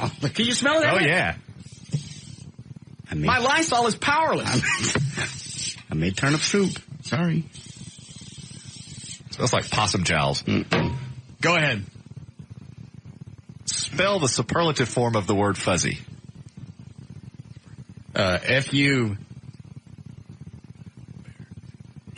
F-U-Z-I-E-S-T. Okay. F-U-Z-Z-I-E-S-T? Yes. Fuzziest. Thank you. Very nice. All right. Did you know that one, John? Yeah. Why didn't you jump in? I thought you were just answering. It's for all of us. Oh. That's why I said jump in. Okay. I was going through Fuzzy Wuzzy. Mm-hmm. Go. Name the group of long, narrow lakes in central New York State. Great Lakes. Okay, anyone else? Do I have to name the lakes, or is there a group name? Do you know, Dan? He don't know. Go, what is it? The Finger Lakes. Yeah, never knew that. Go ahead. And these are 6th grader questions? Yes. And they're going to have questions like this on an IQ test. Sure. Calculate 14 over 6 times 3. 14 over 6. That's 3. 27. 28. 17. Okay. What is it? 7. How do you get 7? Well, you multiply 3 times 14, that's 42. You divide that by 6, and it's 7. Well, you said 14 over 6. I thought you divide the 6 into the 14 first. Well, you can, but that's very difficult to do because... I know, that's why I couldn't do it. Well, it's easier to multiply the 3 times the 14, then you've got... I didn't know you could do that. Well, 3 is the improper fraction 3 over 1. So see? I'm an idiot. No, you're not. I don't even know what these words mean. Do another one. Okay. What 2 digits are used to represent binary numbers? 0 and 1. Perfect. Look at you. You didn't know that? Oh. What instrument is usually... Sorry, news director. Go ahead. What instrument is usually used to draw arcs and full circles? A protractor. Nope. Compass. Very good. JD. Sorry. How many centimeters equal 1 decimeter? 10. Right again. Who wrote David Copperfield in A Tale of Two Cities? Dwight Eisenhower. Charles Dickens. Eddie, didn't you know that? Oh, I didn't even know. I thought y'all were doing it. I had your mic on. Oh, I'm sorry. I was doing this to you a while ago. Fingers. I know what digits are. Go ahead. Round 543 to the nearest 100. 500. Yes. See, you're nailing these. Yeah. God. Go ahead. Yeah. If I answer 20 out of 25 questions correctly, what % do I get right? 80. Nobody told you to come in here. You're not even smart enough to order me chicken. Go outside and catch one. I don't eat anything with fat. I know. And he forgets to tell who brought the food. You can stay in here. The wonderful folks at... Who brought food? Deborah Stevens and Hickory Creek Smokehouse at Gaston Avenue across from Baylor. Yeah. Could he remember to tell him, bring me chicken and turkey? But he knows 80%. Yes. Go ahead. Are the words optimistic and pessimistic synonyms or antonyms? Antonyms. Antonym. Did I get it? Yes. Well, then say something. Don't just nod. Yes, you got it. Thank you. At least reward me with something. You're doing splendidly. Okay, go ahead. Socrates lived from 470 to 399 BC. Yes. How old was he when he died? 83. That's 71. You didn't know that. I was doing the math. Good for you. Who was a blind Greek poet? Homer or Virgil? Homer. Virgil. Homer. Yeah. Just read down the list. You're taking too long. Is a Yule log burned at Christmas or Thanksgiving? Some of them are too easy. Christmas. Is it Christmas? Yes. Which section of the orchestra includes violins, violas, cellos? The strings. What colors are the 5 Olympic rings? That's a tough one. Red, white, blue, green, gold? No. Damn. What are they? Blue, red, green, blue, yellow, black. Yeah, fascinating. It's a great segment we're doing right now. Yes, isn't it, though? 6th grader questions right here. What's the feminine version of the name Albert? Fag. Right again. Alberta. Yes. Who taught mutants how to use their superpowers to benefit the world? Trey. You're smoking. The Chinese panda's diet consists of what plant? Snot. You are A+. Who is Spider-Man's aunt? Aunt. Mary? No. Who? May. All right. What do carnivores eat? Meat. Does a neutron have a negative or a positive charge? Positive. Neither. Neutral. Is that a trick question? Yes, it's neutral, as the name might imply. Neutron. Elizabeth I ruled England from 1558 to 1603. How long was her reign? 83 years. Right again. How long was it? 45. Okay. Add 1 and 2 100ths using a decimal point in your answer. Okay, I've done that. Next question. I didn't ask for the answer, so just do it. Yeah. I've done it. Move on. What do you call a quadrilateral whose two opposite sides are parallel? Nothing, because he can't come anyway.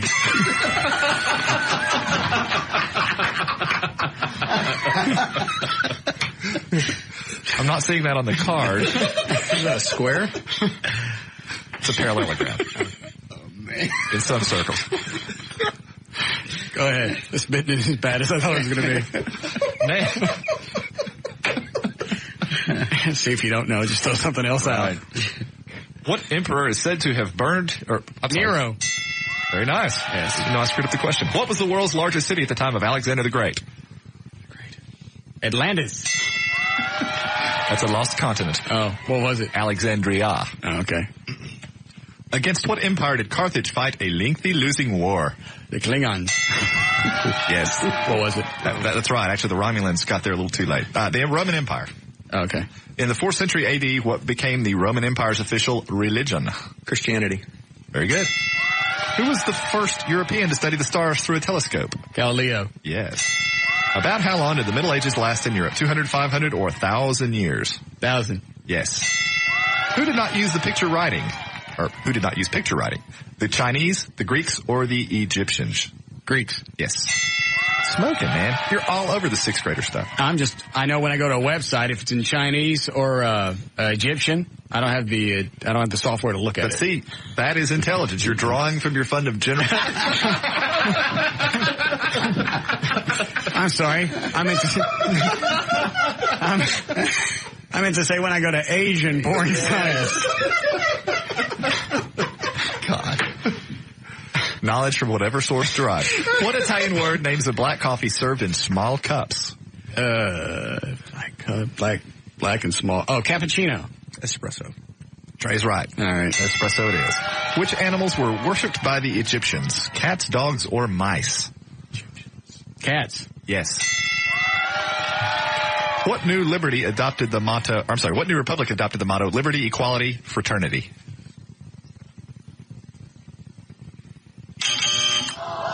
France. All right. Why did early humans build their villages near rivers? It's fertile land. They could bathe. A place to whiz. They grunt. So they would always have plenty of fresh water. Oh. Which kind of, Good. Who became the first bishop of the Christian church, Peter or Paul? Paul. Peter. Rank in order of age, squire, knight, page. Page, squire, knight. Perfect. Count the number of syllables in the word condominium. 3, 4, 5. 5 it is. Depends if you count the last 2. What reference work is mainly a book of maps? Atlas. Fag. What? Math it again. Atlas. Atlas, yes. Very nice. Russ gets that one, too. Thought he said the other I'm going to fag ass. Well, okay. All right. If n plus 24 equals 48, what's the value of n? 24. Very nice. That's not what I'm thinking.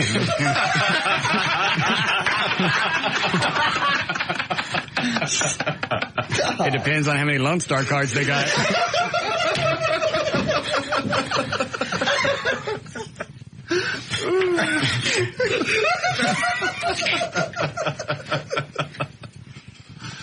What a perfect question to end on.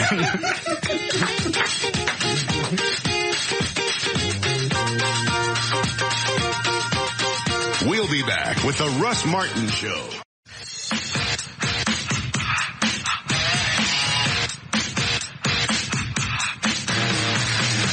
Well, how'd they get it past security? It was a checked bag. It wasn't one that went through a carry-on. It wasn't a carry-on. It was the one that checked. Well, where'd the guy get shot? In the leg. He apparently dropped the bag. When he was shot, where was he? Standing on the ramp. Okay. Loading the airplane. He dropped the bag on the concrete. The gun went off and shot him. So somebody was shipping a loaded gun. Correct. On purpose. Says airline employee. Before anybody jumps my ass, on purpose. Accidentally shot Friday morning while handling baggage at DFW. Officials say American Airlines baggage screener dropped a piece of luggage that contained a gun inside. The gun reportedly discharged at a ramp area on Terminal C and shot an employee in the foot. What are they doing throwing the bags around anyway?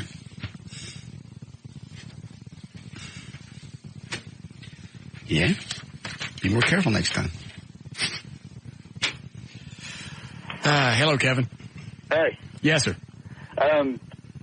What's Russ's beef with taking an IQ test? I'm an idiot. Well, I mean, they're really, really easy. They're not hard at all.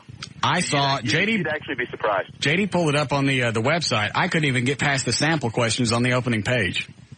Really? Yeah, it's too abstract. I can't. You know, there's like a whole bunch of different kinds from all over the world that test different kinds of intelligence.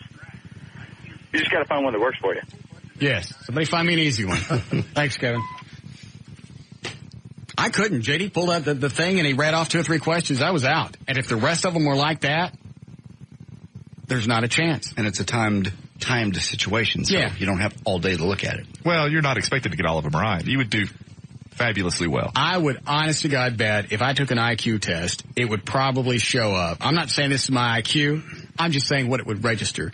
Probably a little under 100. No way. I bet. I'll take that bet. Yeah, I mean, unless you throw the test. That's the only way. I wouldn't throw the test. Who wants to run around going, I got an IQ of 100? Unless you're trying to get off the death row. Right. What is normal? 100 on most tests. Then I would probably be right there as far as education goes. Well, it's not about education. It's about intelligence. Well, but I can't understand the questions. Right there should be a drawback. No. You're selling yourself short, clearly. JD read the questions. I couldn't understand them. Are you back on the website? Yeah, I'm trying to find a couple. Fast comprehensive IQ test. Let's see if I can pull this one up. I'll take this while you're looking. Hi, Don. Hey, Russ, what's going on? I was calling to let you know my dad works out at American.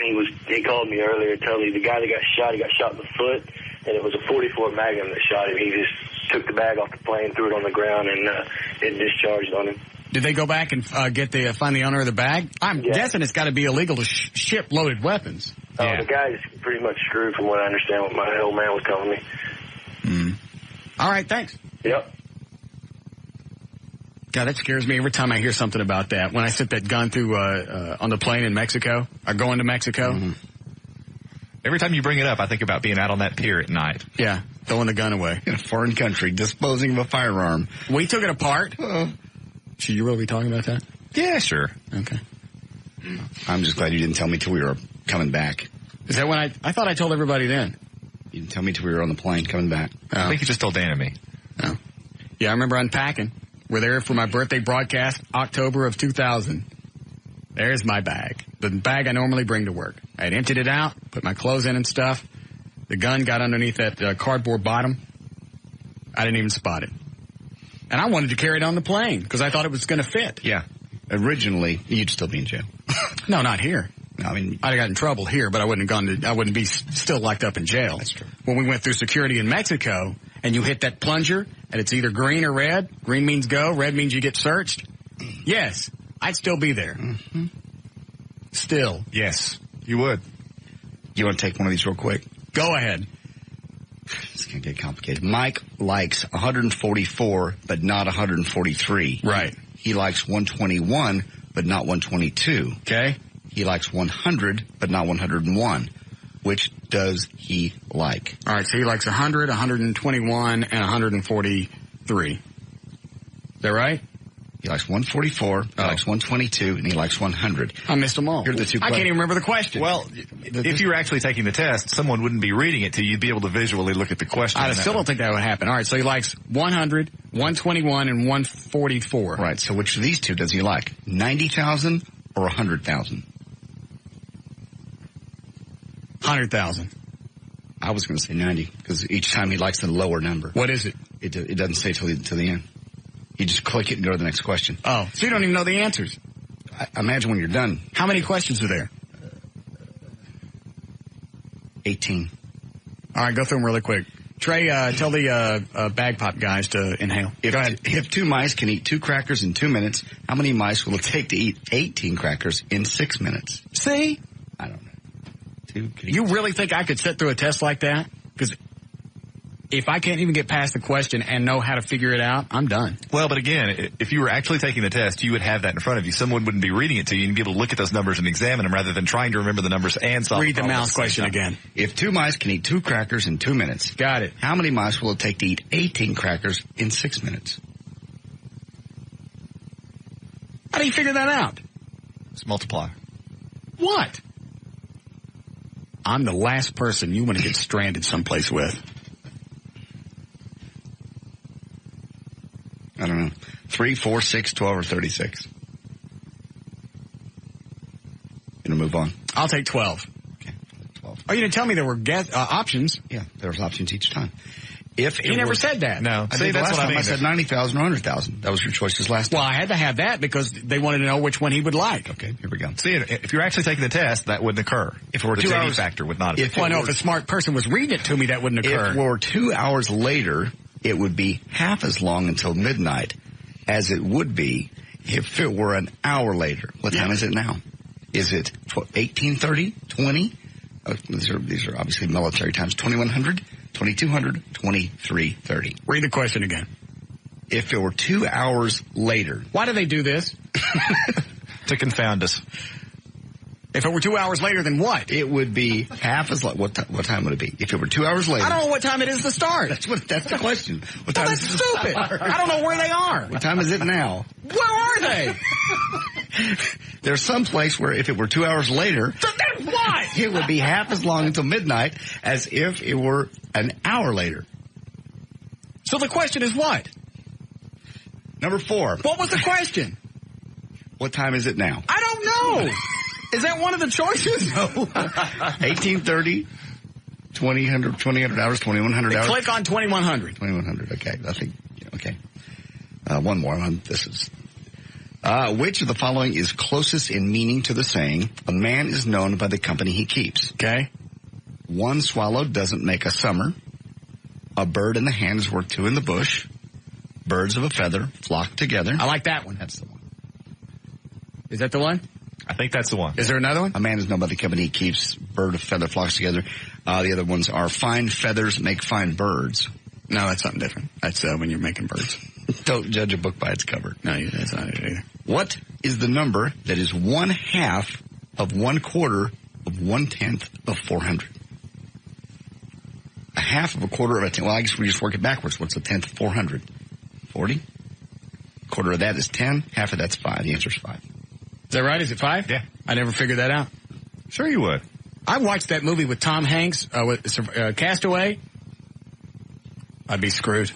Yeah, me too. The only thing I would have done smart is I'd open up every effing package on the island. Set with that last one. Mm-hmm. Monk. If you count from 1 to 106, yes. How many 7s will you pass on the way? 10, 11, 19, 20, or 21? 10. I don't know. Everett? 10. 10. 10. We like 10, Alex. Okay. I'll do 10. How long before we got a break, Eddie? We can go. All right, go ahead. Actually, it's 11, I think. Which is it, 5 or 11 minutes? No, 11 sevens. Oh, all right, go ahead. Hurry. If you consider a circle to be 1, how many would you consider an octagon? 2, 4, 6, 8, 12. If you consider a circle to be 1, how many? 1 what? It just says 1. How many would you consider? That's as stupid as a what time is it question. Octagon. Octagon. Is it 2, 4? I don't know. Oh, they're just asking you, octagon 8 sides? Yeah. Is that what they want to know? Yeah. Is 8 one of the questions? It is. One of the answers? You got it. We'll take 8. Thank you. You any more? Are they like the time question? No, this is which of the following is closest to the meaning of the proverb?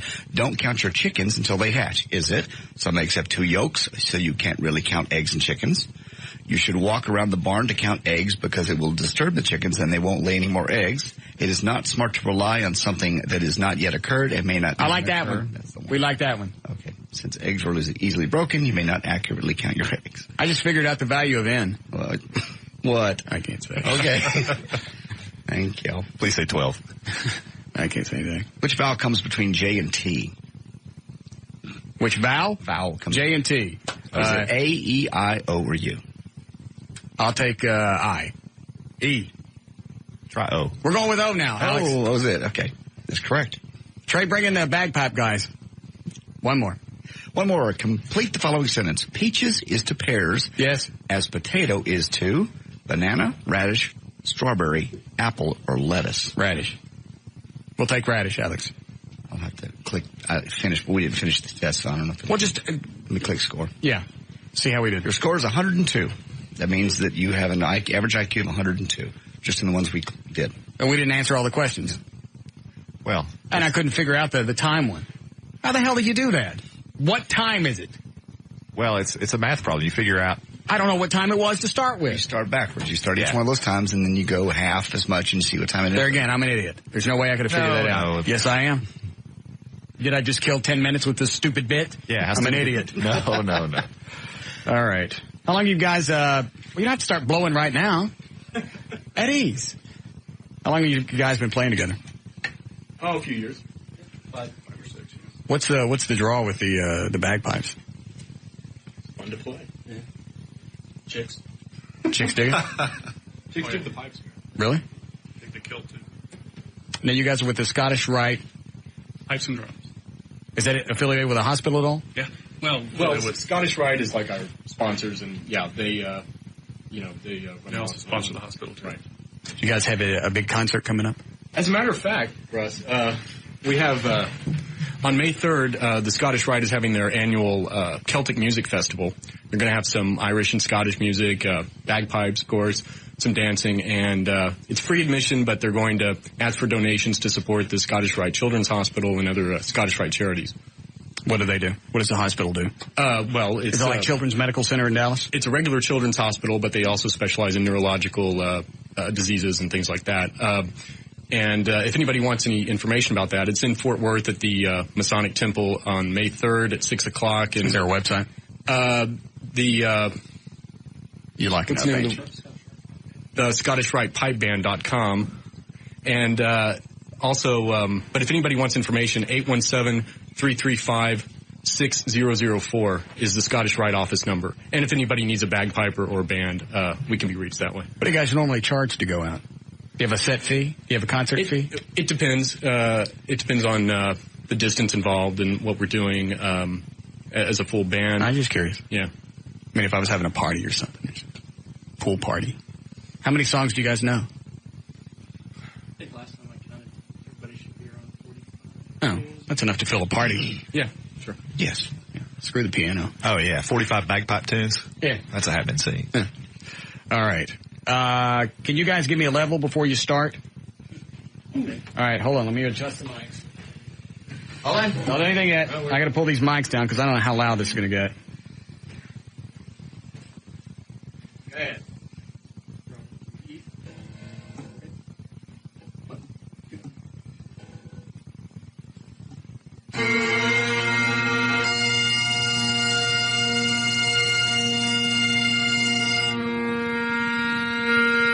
All right, I got it.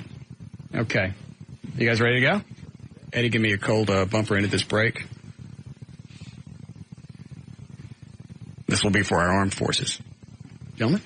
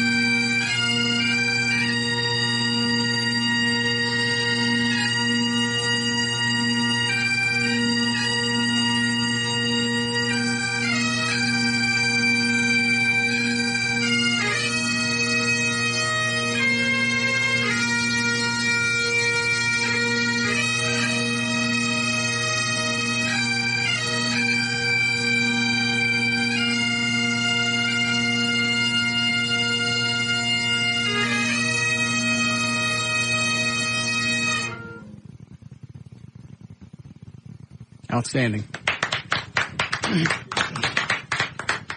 We'll be back. We'll be back with the Russ Martin Show.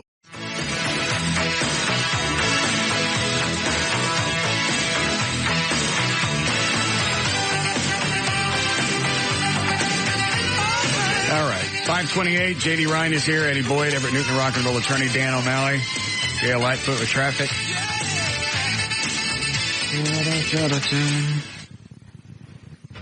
Where were you? The bathroom, trying to get rid of this gas so I don't smoke you guys out of here. The bathroom wasn't a good place to go. Everett just finished up in there. Jeez. It's a lovely place now then. You came in with your mouth open too, didn't you? Yes. I pulled my shirt up over my head, put my hand over my shirt, and it still didn't stop it. Yeah, that was a good one. Congratulations. You're welcome. You about ready for news? Yep. Yes, Richard. Hey, I just want to say thanks for the bagpipes there. Man, that was absolutely wonderful. That gave me chills. That was so good. Yeah, it was a nice job. What's the name of the Scottish Rite? What? Once again, they are. Thank you, Richard. Fort Worth Scottish Rite Pipes and Drums. Okay. And the website is allofthatplus.com. Okay. Then that's not on here, but okay. You can call them at 817-335-6004. All right. You know what? That song's always kind of been weird for me. I don't know why. I was about to say it must be an old man thing. Yeah. But I've always got something out of that. It's very moving. And I'm not sure why either. I think my dad used to beat me to it. No, he didn't. I mean, no. Yes, Doris? Hi. I would just like to tell Russ Martin and all of the guys that played the bagpipes, that was the most beautiful thing. And I had tears going down my eyes, and I felt like for a moment I touched the troops over there through your music, and it was wonderful. I would love to hear it every Friday. Lady, you're a nut. I might be, but it's wonderful, and I enjoy your shows so much. You are super. I couldn't make it home every day in this traffic if it wasn't for you. All right, that's very kind of you. I appreciate it. Okay, thanks. Okay. Bye-bye. There goes a grateful listener. Yes. There goes a nut. I touched the troops. Lady, you got a Scottish malt liquor going on there? Say, that reminds me. There you go. That was outstanding. I had no idea what it was going to sound like with just three. Yeah. Very full sounding. Yeah. It was great. Especially when they make that transition from one to all three. I don't know what it is. Yeah, about a minute and a half in, they did that full thing. Right. It just like filled the room. It was amazing. All right. So thanks again. Trying to decide to start news or take this phone call. Let's see if this chick wants. Yes, Katie? Hi, Russ. Yes, ma'am. I just want to make a comment about the discussion that you and JD had yesterday. About what? About that you're looking for this serious relationship and or looking for somebody that can commit to a relationship and that has already had her kids. And you talking about me or JD? No, you. Oh. And JD mentioned you possibly dating a single mother, and you actually took that under consideration. I was really impressed by that. So? Well, I mean, you can look, you can look beyond just the physical aspect. Ooh. Now that I listen to you every afternoon, and you're deeper than what you appear to be. Are you a single mom? I am. Yes. How old is your kid? She's 7. How old are you? 40. Yuck. Women can still be very attractive when they're 40.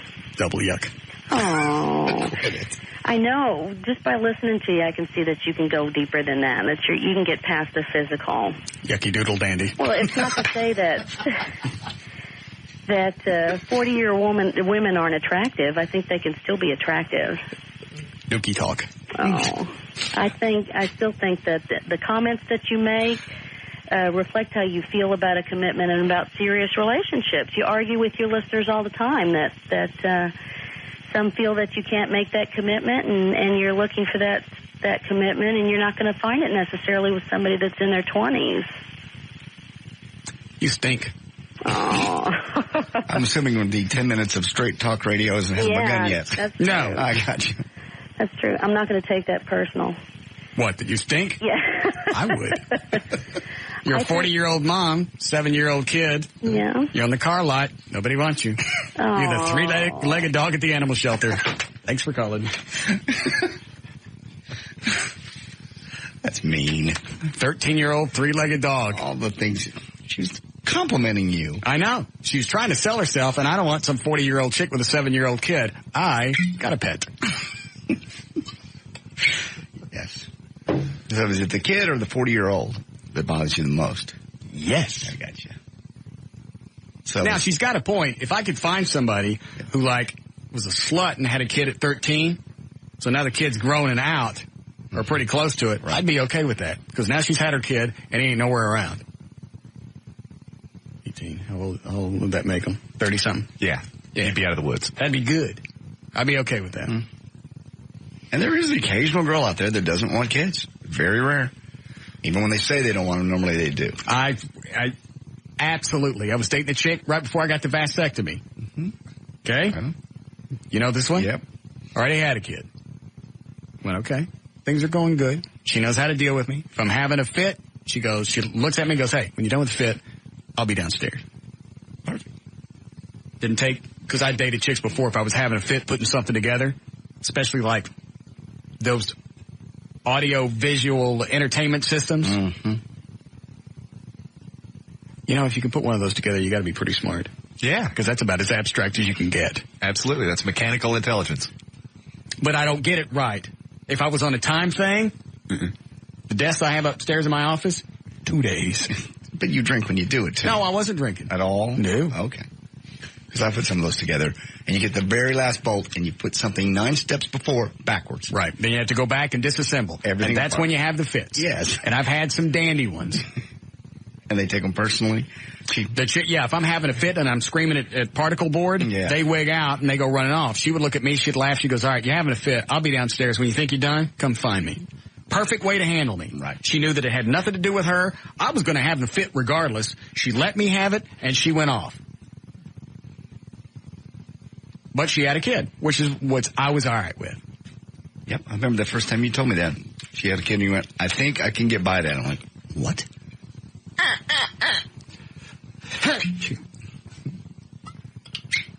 Where was I going with this? 40-year-old kids, which would you... Wait, hold on a second. Quit it. Oh, then I had I said, I'm having a vasectomy.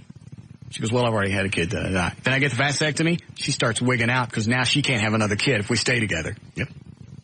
And she knew for a long period of time I was getting it done. I don't know what the hell she was thinking. They want that as an option somewhere down the road. Accidental or whatever. She was even there to take care of me after the vasectomy. Mm-hmm. Remember her. Yes, Cindy. Good afternoon, Mr. Russ Martin. Welcome to the show. A certain pleasure to have you on with us today. Oh, you're so nice. You know what? What? I'm telling you, you would be lucky if a single mom would have you. You are going to die. I've had single moms. I've had single moms. Let me explain something, if I might. Okay. All right. Go ahead. Get to the point. Did I get all of it? God. I was thinking about starting a 10 minutes of talk show there. Yeah. I couldn't do it. I know. You sure I got all that? All right.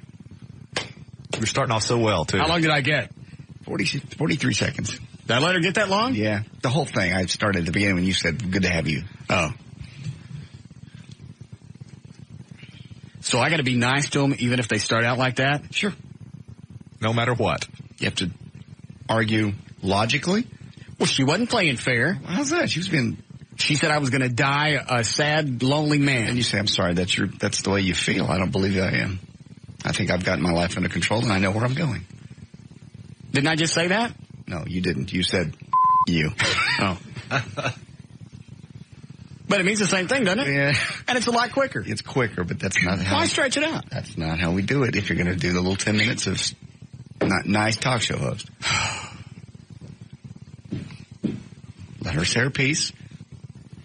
And to just... But here's the thing. What if she says her piece and then she hangs up? Well, then that's her hanging up. You're in control. I know, but then I don't get to bitch at her afterwards. No, you don't get to bitch in any of them. Just for 10 minutes. I'm really getting dizzy. You got to make it 5. 5 phone calls of 1 minute each. Oh, he'd never survive 5 separate phone calls. Somebody'd piss you off. Just tell them they have to get to their point and be done in 60 seconds. Yes, Cindy? Hi, Russ. You're such a little boy. If somebody says anything that you don't like, you just hang up on them because you can't respond to them. You started out by attacking me and my morals. You have not... Miss, ma'am. All right, I'm sorry. Go ahead and say your piece. I'll listen. Okay, I'm telling you what, Russ. I'm 31, Yes, and ma'am. I've had 3 kids. Mm-hmm. I have 34 double... Well, how disgustingly stretched out are you? 22 seconds. Really? Yeah. It felt longer. Yeah. Are you sure? Positive. Check the timer. I did. It's 22 seconds till you said stretched out. You're getting worse. These are just test runs. Doesn't mean you can't make it. How about collectively 10 minutes? I tried that yesterday. No. Even if you added them all up, I didn't get it. Really? Yeah. 31 and 3 kids? Yeah. It's got to look like a jellyfish between your legs. Truly, I cannot imagine why women listen to this show at all. It does. If she lifted up her skirt, right there would be one of those big jellyfish with those little tentacles hanging down. Right. Like on the beach of Galveston. Yeah. One that's been dead in the sun for a couple of days. You know that's what it's got to look like.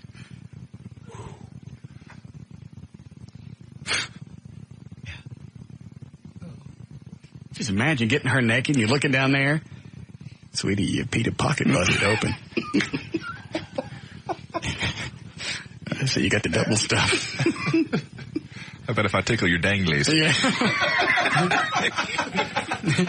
Did you get something out of that? That way I actually don't have to get all the way up inside the jellyfish. If I could just milk your danglies, could we consider that sex? And then later I blow in your face.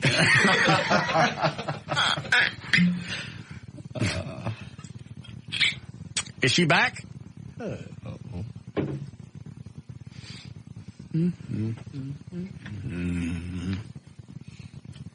I thought we weren't going to have any fun. No, you're wrong.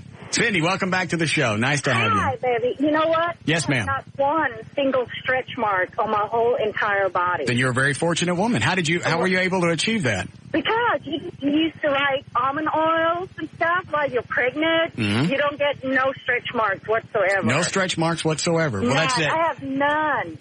0. And you if I might be so bold to ask, how did your breast hold up through this whole ordeal? Honey, I had a boob job. Excuse me. You think I'm going to walk around with 34 double Ds? No, ma'am, I don't know. I have no idea how you treat yourself in the afterlife. Baby, no.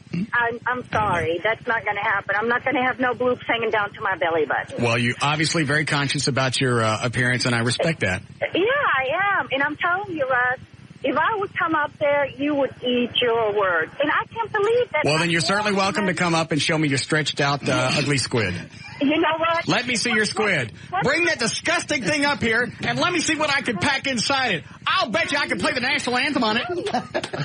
How long did I get? 55. That's better. That's doing better. Almost a minute. Do you like it? You can sort of get in the rhythm of it there. I don't like it. No. I'll bet you her snatch looks like one of those bagpipes that those guy brought in. Great big baggy part and tube shooting out of it where the good stuff used to hang. Right. Makes a sound when you come near it. Yeah. Yeah. All right. Can we do news before we break? Yeah. Right. Let me take this and then we'll do news.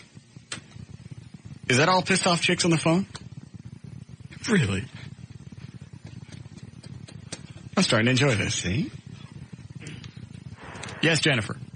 Hi, Russ. Yes, ma'am. I have to agree with you. I'm 33 and I have a son that's 3 years old now. And after I had him, I had my tubes tied. I don't want any more kids, and I won't date a man that has kids. So you're not married now? No, I'm not married. I've never been married. Why not? Guess I haven't found the right guy. And you're 30 what? 33. You don't want any more kids? No more kids, and don't want to date anybody that has kids. That might not be bad. What? Well, somebody with that attitude. for you. For me? Yeah. This ain't Costco. I'm not running around looking to buy something. And I understand about putting the furniture together also. Plus, she ain't never been married. She could be a dog. Well, she could be, or she could just be extremely selective. Like the desks I and bet the she's a computer dog. desks Yeah, together. probably right. Mm. How tall are you? Are you still attractive? I think so. Hmm. People tell me I am. Do you have any outstanding moles? No. How are your breasts? They're a C cup. Hmm. Now, what are they when you take the bra off? They're a C cup. I don't mean collectively. I mean... No, they're each a C cup. Okay. See, that's what I need, a chick in her early 30s that's had a kid that's done. Obviously, she's done because she cut off her egg support. Mm-hmm. Yes, I did. Mm. I knew after I had him that was my one only. Where are you right now? I'm on 75. Hmm. Perhaps you could come up or we could go have drinks. That would be nice. Would you like that? You sound very intelligent. Well, thank you. All right. Hold on just a second. Okay. Squid line 9. Name a number, please. What? Nothing. Well, that one didn't count. No. Because she agreed with me. Yeah. The ones where they agree with you, that's too easy. All right. You ready to go next? Mm-hmm. What does it matter with the chick on line 3 that she's a bulldog? Is that pertinent to her call? Is it? Good afternoon, Bulldog. Hello, Mr. Man, and you're technically a lesbian in a man's body, but I'm calling to say that I love your show, so don't insult me too much. Okay. I totally agree. And there's so many fat ass, overweight, tacky ass, ugly ass women out there, and you say I don't know why women listen to my show, but I listen because I totally agree. And my only question is, I don't really care.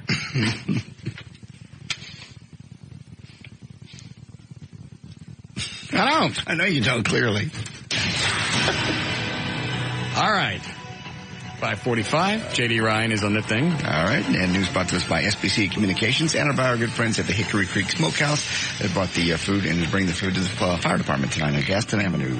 See you out there. U.S. led Wait a minute. Is the fire department on Gaston Avenue or is the Spring Creek? Is the Hickory Creek? Smokehouse house is on Gaston Avenue. You didn't say that. You said the fire station on Gaston Avenue. Hickory Creek Smokehouse on Gaston Avenue across from Baylor. You can call them and talk to Deborah at 214-887-8836. I did not tell anybody where the fire department was because I don't think... But you said the fire department on Gaston. We don't want people just showing up. What do we care? It's a fire department. Okay. You have a problem with your subjects and your predicates. Yeah. U.S.-led forces expanded their control over Iraq today as Mosul, largest city in the north, fell without a fight. Is it Mosul? Mazel Tov? Yes. Guess what it is. Guess, and if you're right, I'll give you $10. Mosul? Is that the one? First of all, who just floated one? I did. Quit it! I'm in the middle of reading. I don't care. Stop reading and go out in the hall. Okay. Jesus, mother...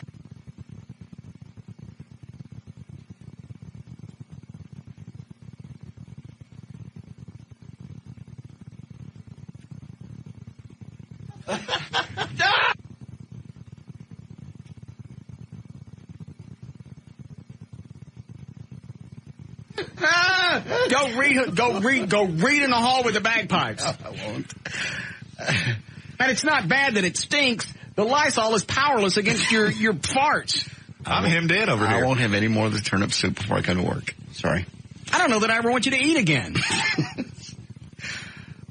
Oh, my God. According to General Tommy Franks, Saddam Hussein and his sons are either dead or they're running like hell. Looting swiftly erupted in Mosul. Taking the law into their own hands, Baghdad residents blockaded streets and beat up looters as disorders spread in the Iraqi capital. United States and the military does not intend to act as a police force. Thousands of Iraqis, including entire families, plundered and burned government ministries and other symbols of Saddam's regime in a third straight day of lawlessness.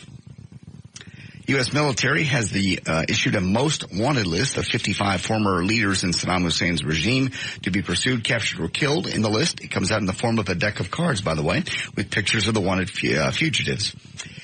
That was distributed to thousands of U.S. troops in the field to help them find the senior members of the government. After 3 Charlotte fires... You tell us the next time you float one of those. Okay, I'll warn you. I don't like just standing here and having a mobe hit me in the face. I'll leave. Actually, it would be a moaf. Yeah. I don't know. He's Mother got the of all farts. Yeah, mother of all booties. Okay. After 3 Charlotte fire stations were burglarized while firefighters were on false calls last weekend, a 911 caller reported a fire. And the 911 dispatcher thought it sounded a little suspicious. So she told Captain Butch Williams to stay behind at the station while the crew went on the call. Sure enough, before the automatic bay doors even closed behind the fire truck, a stranger sneaked inside. And the Williams said, I met him as he was walking toward the TV room. I asked him if I could help him. He said he was there to get a coloring book.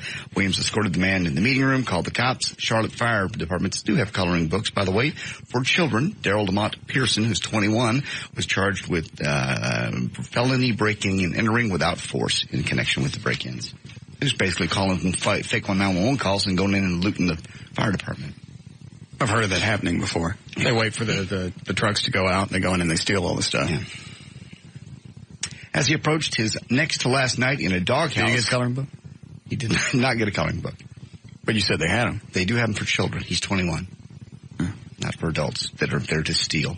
Okay. As he approached his next to last night in the doghouse for whipping his stepson with a car antenna and locking him outside during a thunderstorm, Curtis Robin Sr., who's 38, says he still doesn't think his punishment fit the crime. Robin spent each night for the past month from 10 p.m. till 5 a.m. in a state-owned 2-foot by 3-foot plastic doghouse. I thought they found out that his kid was lying.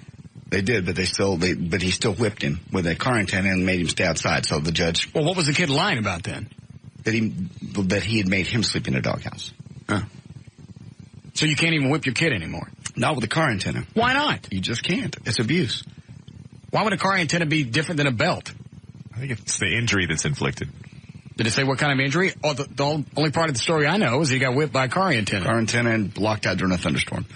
The little kid lied about the doghouse, but the judge said... Well, see, the kid's a liar. He probably already had the whipping coming. And now the guy can't beat his own kid? No. Sounds like he needs to beat him more, not less. Yeah. And now he's been punished for disciplining his own kid. You don't whip a kid with a car antenna. If it's all you got handy. No, you don't. I don't care if the car's still attached to it. No, you don't. Or an electrical cord or anything else. Oh, that's right. I forgot. You don't whip your kids. You were never spanked, right? Weren't you the one? I've never spanked. Were you whipped ever? Oh, yeah. I don't even have to ask, Eddie. Yeah. What about you, Dan? You ever get whippings? Yeah. So you're the only one? Yeah. Cops from Vidor, Texas, routinely patrolled Robin's house to ensure he was still in the doghouse. And finally, the evolution of television continues. A $1 billion prize will be at stake in a WB special, and a monkey may help decide who is the winner. Play for $1 billion will be basically a Pepsi summer promotion. You'll play for a top prize. You get to be in this 2-hour show that's going to air in September. Details of the show still under discussion. One proposal involves having a monkey put previously selected numbers in order that must be matched to get the $1 billion. There's news and information. I'm J.D. Ryan on Live 105.3, the talk that rocks Texas. All right, the war shirts, the latest batch, the sodomite shirts. I don't know who's out there, so it doesn't matter. But we've got somebody out at Siegel's 75 at Southwestern. I don't know how many shirts he's been through. He's been there since, 4:30? Yeah. So about an hour and a half. He may be out. I don't know. I'll have Bonehead call and check. We'll be back. We'll be back with the Russ Martin Show.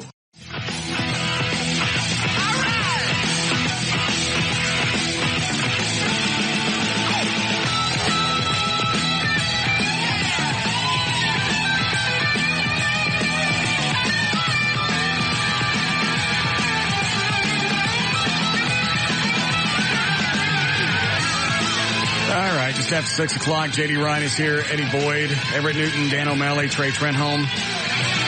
Yeah, Lightfoot with traffic. The men from It is the Fort Worth Scottish Rite Pipes and Drums. And they're promoting their Celtic Music Festival coming up May 3rd, Saturday at 6 p.m. You can call them at 817-335-6004. All right, they came up and played for us about an hour ago. Okay, let me do that. Oh, did we just finish news? Yes. Okay. And we'll do traffic, hurrah. Hi, Gail. Hi. What do we have this time? More Rex and a sponsor, Blockbuster. Eastbound on 635 LBJ at Skillman on Delia, there's a crash, and that's bad because that's the really, really heavy side of traffic. In Hurst on eastbound Loop 820 at 183, there's a stalled car. In Fort Worth on westbound I-30, Tom Landry Highway before Oakland, a wreck in the right lane. Also in Fort Worth on eastbound North Loop 820 at Beach Street, there's a crash. We've got one on the shoulder in Grapevine, southbound 121 before 114 near the airport. In Louisville, northbound 35 at Business 121, the left lane is blocked. Blockbuster has two great ways to take home the Wild Thornberrys movie. You can rent it on DVD or video, or you can buy it on DVD, rent or buy at Blockbuster. I'm Gail Lightfoot with traffic on Live 105.3, The Talk that Rocks, Texas. Thank you very much, Gail.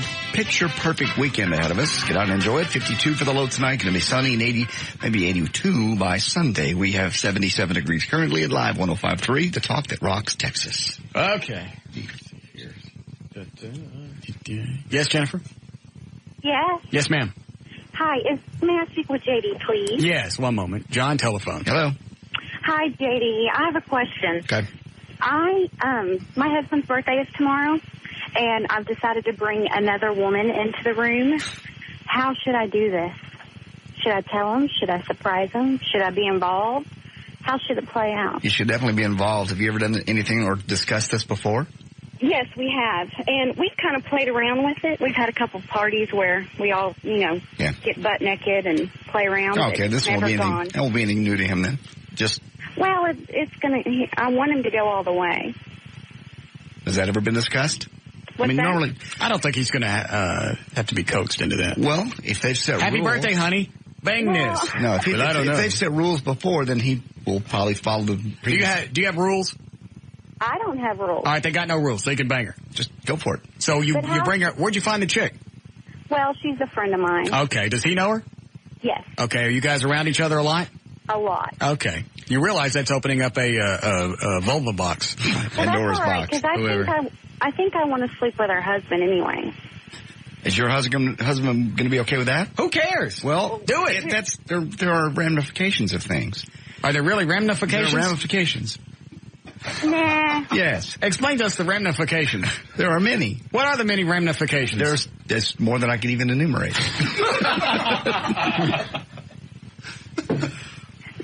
So, or pontificate. What? I want it to be perfect. I don't want him to feel uncomfortable. Well, then let him eat it first. That's what I normally do to break a chicken. Yeah. Just think of things down the road. Are you going to be cool the next time that they're alone together?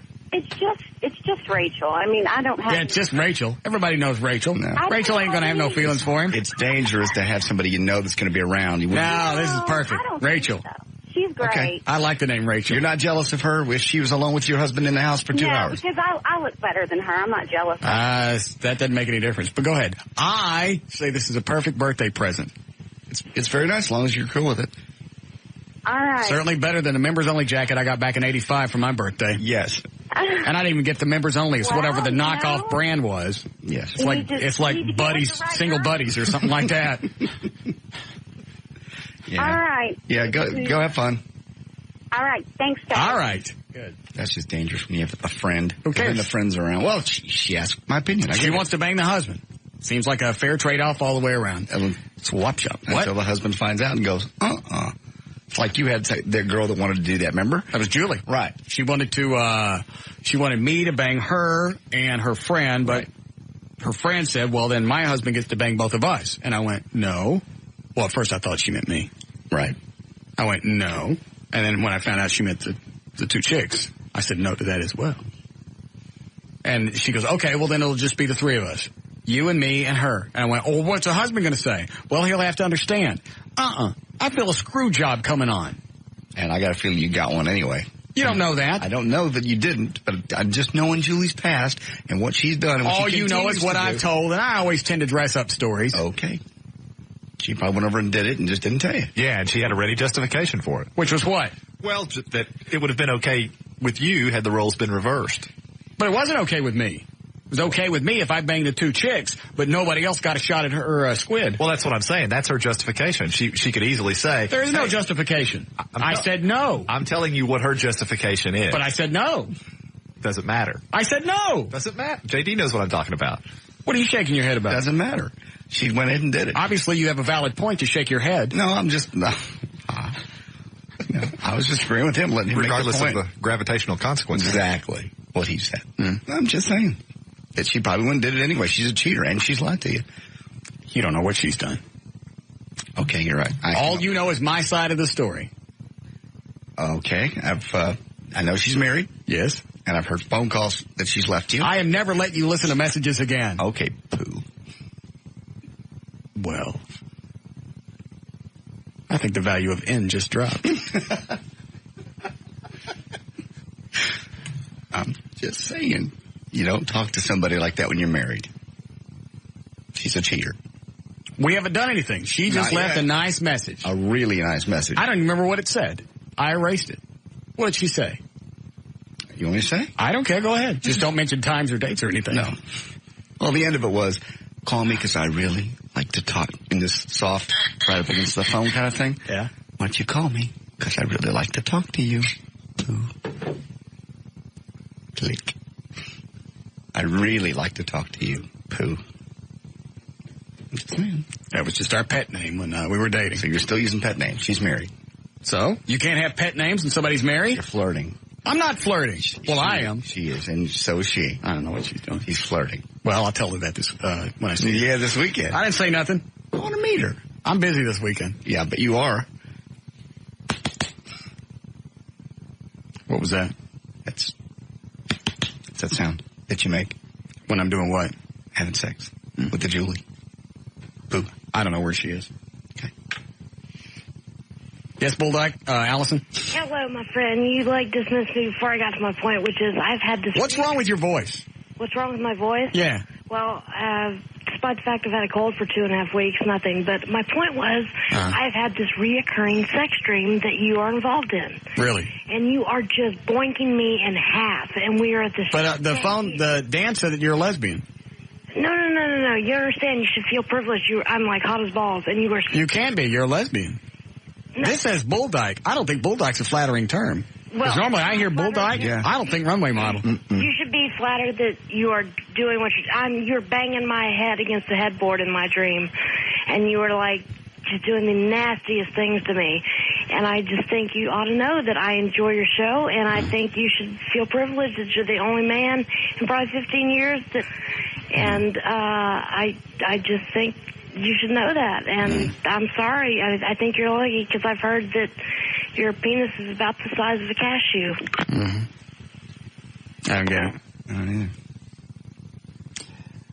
Is that one of those phone calls you expect me to let go without saying anything? Mm-hmm.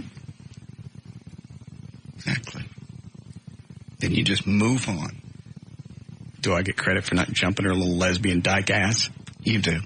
I'll even take that 2 minutes off your 10. So I only have 8? Yep. I'll start the timer. No, I'm not starting now.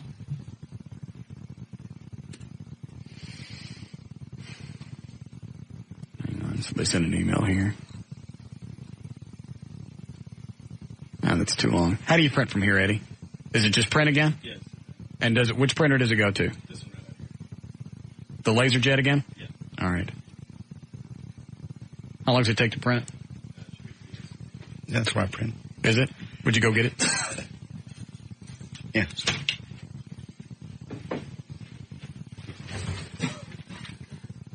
Go lock the door. Hurry. Hi, Everett. What's going on? Nothing.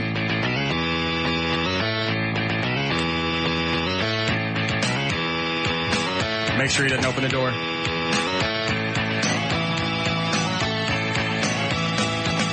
She's your little sweetie, loves your little meaty, her world you can always see.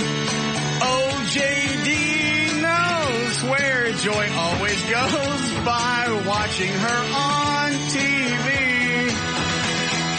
I think you're genius, thinking with your penis, your love you know you can profess. OJD knows where joy always goes, thanks to his brand new GPS. Something about attracting your bitch with the flick of a switch. Her tracks you can see. It's certainly in no way unjust to verify her trust electronically. You're a smarter feller, I swear, not to tell her about your sneaky lateral pass. OJD knows where Joy always goes, 'cause he don't trust her ass. You let him in.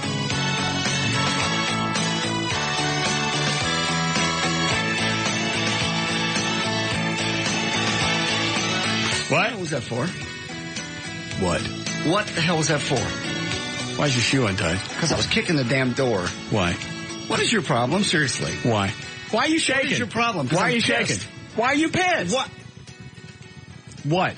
God forbid it'd be 6:15 on a Friday and you're not going to try to screw my weekend up. Are you going to cry? I just think that was extremely rude. Why? Well, because we've been friends for 20 years and I asked you not to say something. You said you wouldn't. I didn't say I wouldn't say anything. Yes, you did. Listeners already figured out you slapped a GPS on her car. I don't care. You don't have to say it. I didn't do it. They all figured out that you didn't have to sing a stupid song. I thought it was very nice. Or well done. Of course you did. Thank you. I was this close. Yes. What? On key. Good. Hope you had fun. That's the way you treat your friends. Screw what? You. Screw you. That's really just rude. God, I mean, I just... We had this nice weekend plan and you were going to screw it up. I knew it. What is wrong with you? What? What is wrong with you? You've been on me all day today. Are you going to hit me again? Is that what it is? Every 14 years you whack me? Let that go, please. I can't. You haven't done enough to me. Haven't done enough to me. You had to ruin my weekend, too. Cut my chair in half with a chainsaw last night. I didn't put no GPS on the base car. No. I have to answer the phone. Excuse me. I don't want to be rude to the listeners. Yeah. Hello? Hello? Yes. Yeah, I'm calling about that lesbian girl. Yes. I moved on from the lesbian. Hello? Hey, that's great comedy, man. I love that. Thank you. See, they love it. The listeners love it. That's good. I'm glad they do. Why are you pissed off? Screw them too. He's been pissy all day over there. I've not been pissy. You guys started on me all day today, and then you culminate with this.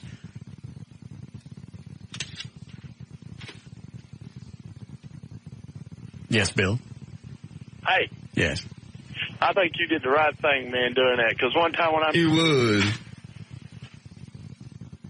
So you're really pissed about this? I think there's just no excuse for that. How dare he say I'm never what he said in public. Yes, you are. I am not. Yes, you are. I am not. You are. I am not. You most I don't talk to anybody in public. Exactly. Exactly. And I'd like to point something else out. What? Your acting sucks. Why? Talking about I'm a good actor. Better actor. Where's Trey? Fetch me the tray. Is the door unlocked? Brainiac, come in here. Nice try with your little host job, big man. What host? Where's Pumpkinhead? Whatever. By the way, the next time you come into the room, I want your arms out like you're flying.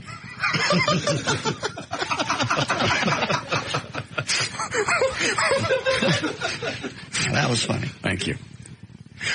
Tell John the phone call you overheard. About him buying the GPS? Trey said he heard you talking to Joy. So? That it was a hose job. What's a hose job? This whole deal. Thank you. Nice try. We ain't buying it.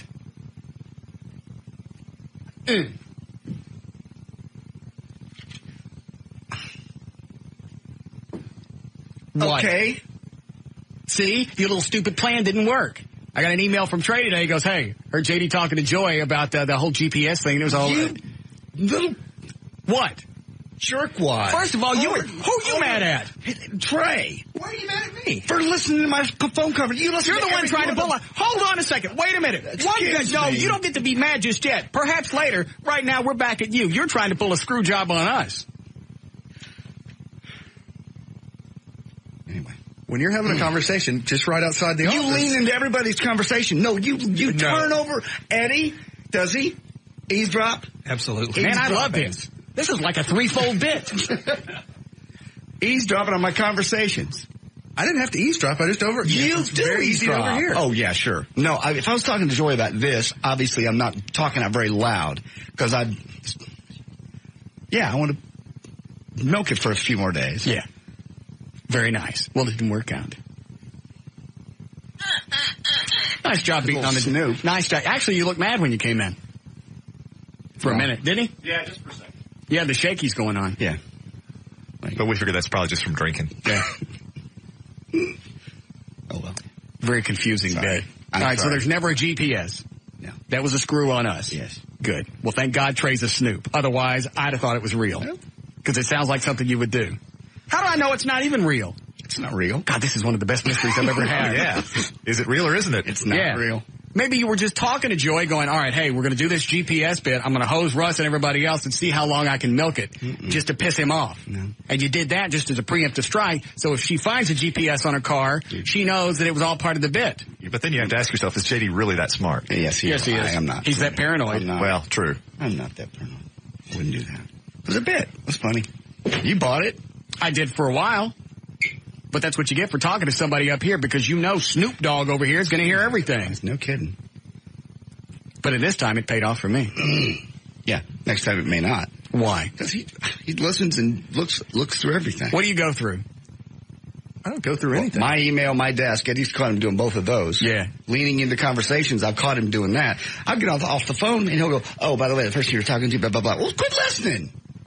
Is that true? Snoop? I'm going to put a walls around my stupid desk.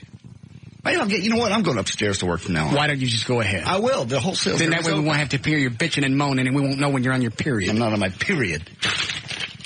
Is that true, Snoop Dogg? What? Your eavesdrop conversations?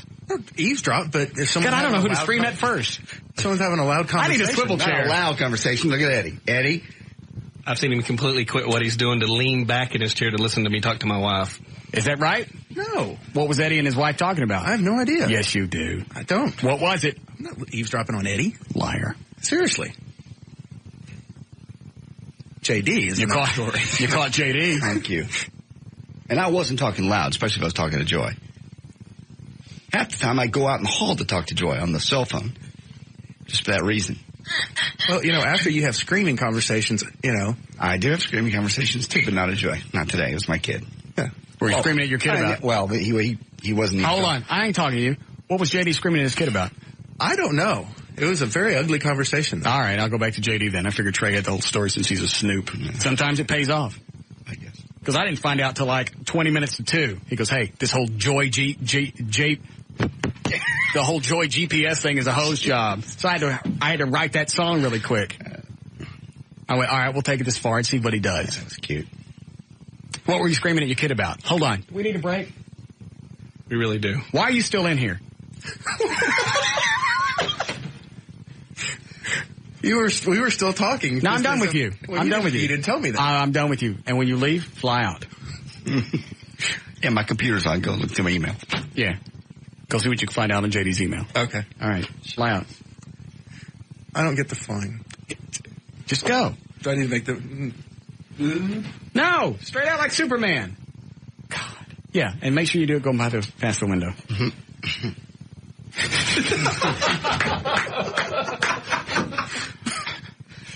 God. I've never seen anyone fly while looking sideways for approval. Yeah. I saw it one time. It was in the Wacky Racers, though. Yeah. Oh, yeah. Ran into something. Yeah, it's been a while. Yeah. All right, tell me really quick what you're screaming at your kid about. Eddie says we got a break. We have a kid-free weekend planned, and I told him, so Lesio, don't call me, don't have any problems. So which kid? Is this the big one? The old one. Got it. This is the older. And he calls me today, and he wants to come in and have me drive him up to his grandmother's because somebody in the family is sick. Okay, that's a valid point, and you should do that as his father. I want a weekend with Joy by myself. I'm sorry people can't plan out their illnesses around your convenience every weekend, and I wanted this Friday and Saturday to go to the bed and breakfast. We're taking the boat out tomorrow. We're doing this kid-free zone. Okay, and I don't want to spend my Friday night driving up to north of Denton. Why didn't he have a car? He doesn't have a car because he doesn't deserve one. How old is he? He's 18. I was paying for my own car at 18. He hasn't paid for anything. I was driving a 1975 Ford F-100. doesn't have a job, can't find a job, he says. So he's going to go earn some money to his grandmother's. It's just a reason to get out of Commerce, Texas. Yeah. And meanwhile, all this is going on at 2:30, and I'm getting ready for the show, and I'm late. Mm-hmm. So I was raising my voice, saying, look, I don't have time for this. You want to argue? Do it to somebody else. Click. That's what he overheard. He is a snoop. Yes. I like that. I don't. He ain't going through my stuff. No. I wouldn't have known. When were you going to spring the joy thing on us? What were you waiting on? Like next week or something. Actually, what? The full payoff was going to be, I got a friend who works for a company, I'll tell this real short. They actually put GPSs on his car, right. And he was going to give me a printed out report so I'd know what one really looked like. Oh. And I was going to leave that on my desk and see if Snoop Doggy Dogg turned that into you. Oh, you know damn well he would have. Yeah. Oh, damn. Yeah, that's what I was going to do. Well, now we can't even bait him anymore because now he's going to know not to tell me about anything. He'll forget. At least not with that. Nah, he's going to know if something's up. He's not that stupid. He's not. Mm-hmm. Anyway. Do it Monday.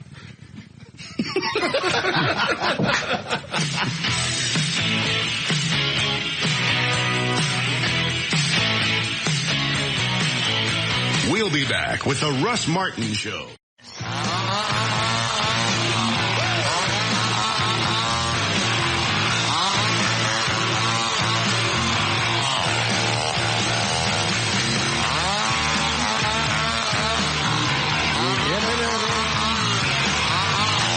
I just thought of something, Everett. Next time we do, like the white trash party when we play. Right. And we do, It's a Long Way to the Top. Right. We get the guys from the Scottish Rite thingy to play. Oh, man, that would be perfect. Yeah. That would totally round out the sound.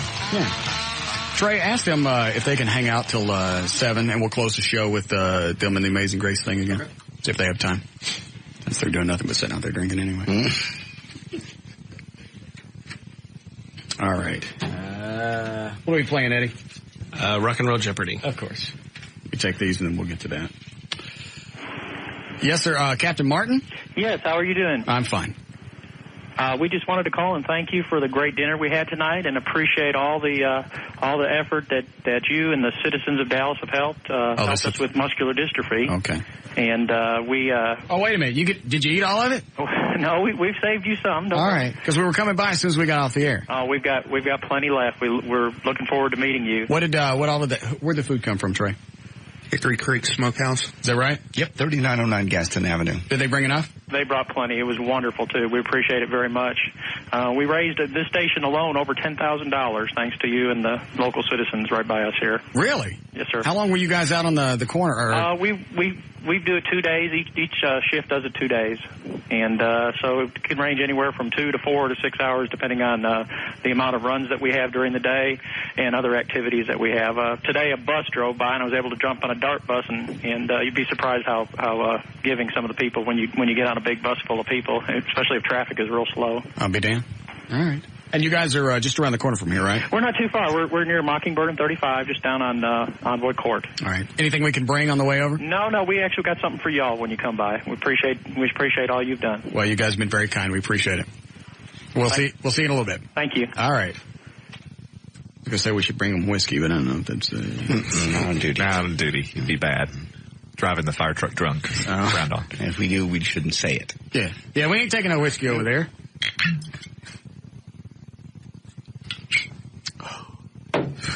Can they stay? Yes. Okay, perfect. All right. Oh, there's Johnny. All right, let's do this. Hi, Johnny. Hi, Russ. Welcome to the show. Oh, there's Johnny. You always bring the show to a halt. Pain. It's like taking the wheels off of a car. Changing your oil. Something really drudgery, huh? She missed that altogether. Yeah, she completely. Oh, right. Sorry. What do we have this week at Operation Kindness, the No-Kill Animal Shelter in Carrollton? Oh my gosh, we have a full house, and we have so many wonderful dogs and cats. Tell us about it. We have a 2-year-old Great Pyrenees, beautiful dog, weighs 101 pounds. Her name is Daisy. And on the smaller side, we have everything from Cuddles and Snuggles. They are 1-year-old Pomeranians to Bubba and Missy. They are little Pekingese dogs, companions. They're 2 and 4 years old. Mm-hmm. And we have 2 beautiful little 8-week-old Weimaraner puppies. What are they? Weimaraner. What do they look like? They're very sleek coated. They one has a soft brown coat and one has a gray coat. You wouldn't recognize one if you saw it. Oh, okay. We have their mom here too, but they're beautiful pups. How is your mom? My mom is fine, thank you. Good. I'll tell her you ask about her. I certainly think about her many times. I'm sure you do. She always asks about you too. Good. Well, anything else before we go? That's about it. We just have like I said, a full house, wonderful animals. Of course, we have lots of cats too. We have some Siamese mixes, and I would say probably some of the prettiest cats I've ever seen anywhere. Yeah, you would. All right. Very nice, very well groomed. Huh? Very nice, very well groomed. Most of them don't stink. That's right. Mm-hmm. And they use their litter box really well. Nothing like a cat that uses its own litter box. That's true. You're in a rare form today. I'm not saying anything. I just enjoy your cats. Okay. I'll be going now. All right. 972-418-PAWS, PAWS. Website is operationkindness.org. Prettiest pussies you'll ever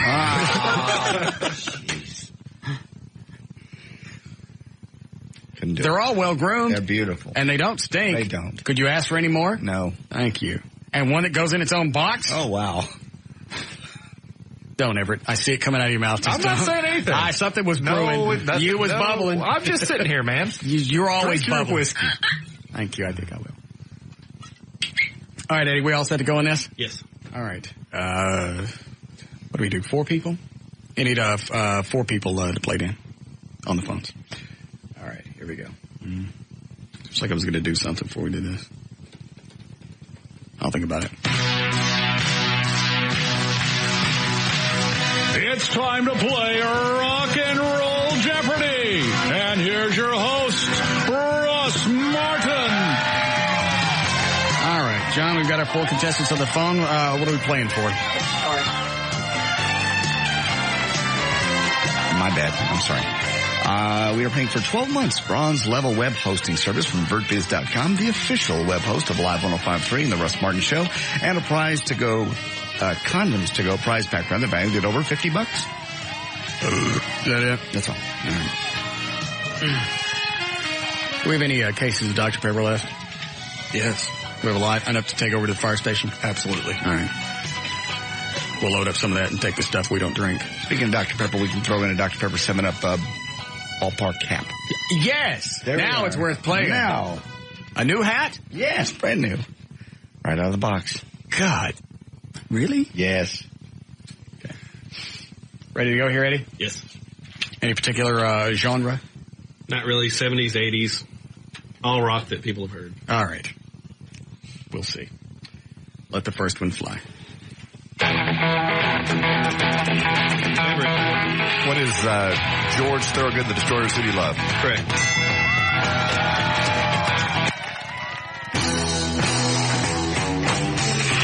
Everett. What is 18 by Alice Cooper? I'm 18. Correct.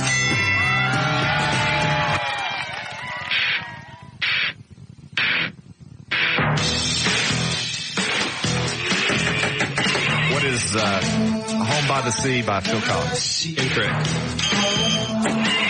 Russ. What is Genesis Home by the Sea? Correct. Very nice.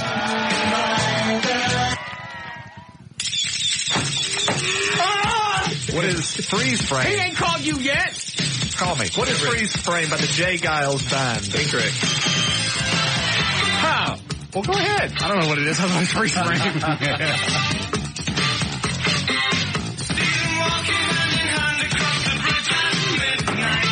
Russ. What is Duran Duran? Excuse me, I'm still talking. Sorry. Hold your cat. You can't listen. I don't know what it is. JD. What is Duran Duran? Girls on Film. Correct. Everett. What is Aerosmith? Long Way.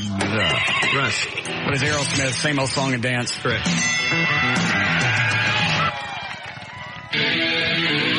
Russ. What is Bad Company? Rock and Roll Fantasy. Correct.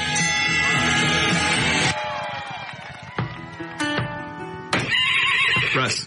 What is Fleetwood Mac? The Chain. Correct.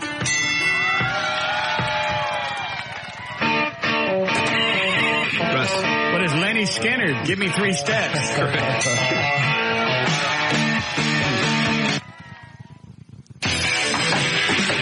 Everett, what is ZZ Top? That song that they do that's on that album. I'm not done. Jason. There's ZZ Top. Got Me Under Pressure. Correct.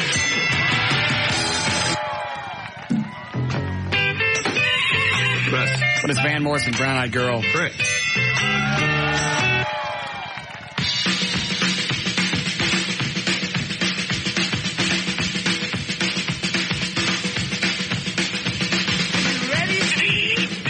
JD. What is the Barroom Blitz by...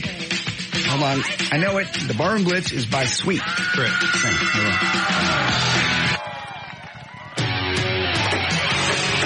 Everett. What is Sammy Hagar, There's Only One Way to Rock? Correct. Everett. What is Rush, Spirit of Radio? Correct. Russ. What are the Rolling Stones, Painted Black? Correct.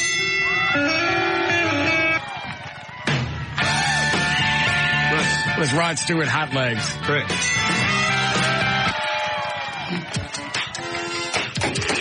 Everett. What is Peter Gabriel, Shock the Monkey? Correct. Russ. What is James Game, Walk Away? Correct. Russ. What is NXS, Devil Inside? Correct.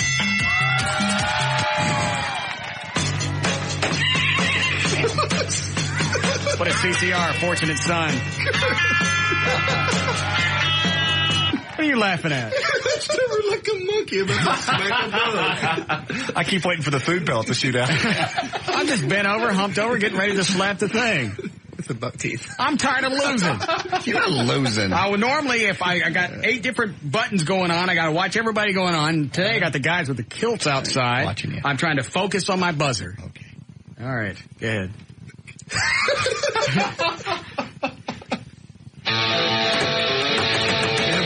What is Boston Smoking? Correct.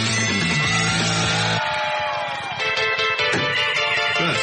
What is Runaway by Bon Jovi? Correct.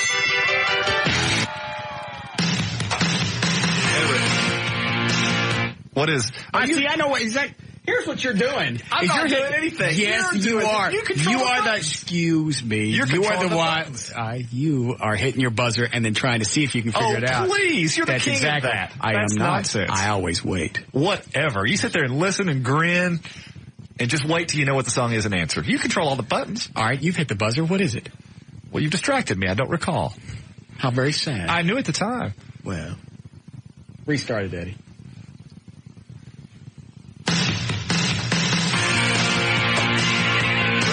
I don't know.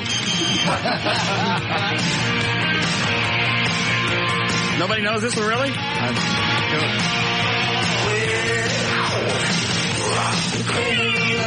Great. What is Billy Idol, Rock the Cradle of Love? Correct. Russ. What is Bachman Turner Overdrive? Taking Care of Business. Correct. Featuring Randy Bachman. What is AC/DC TNT? Correct. Everett. What is 38 Special Hold On Loosely? Correct. What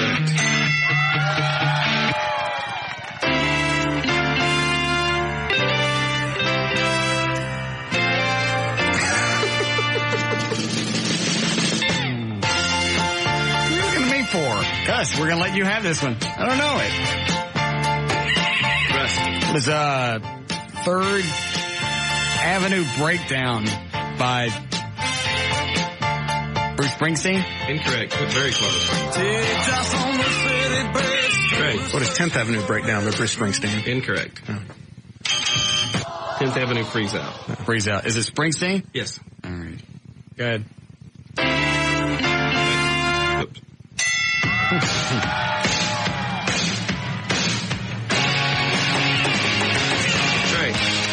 What is Kiss? Rock and Roll All Night? Correct. Everett.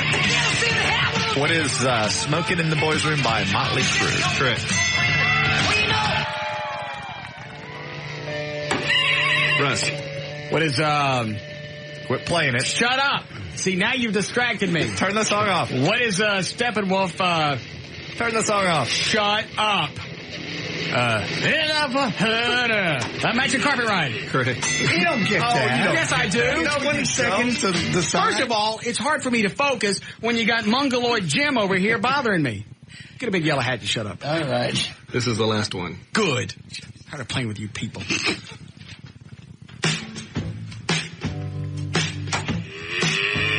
Everett, what is Breakdown by Tom Petty and Heartbreaker? Correct.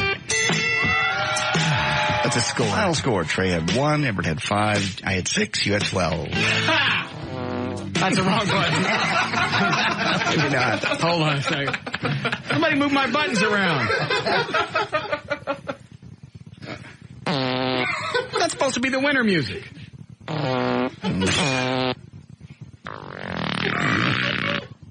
Somebody move my buttons.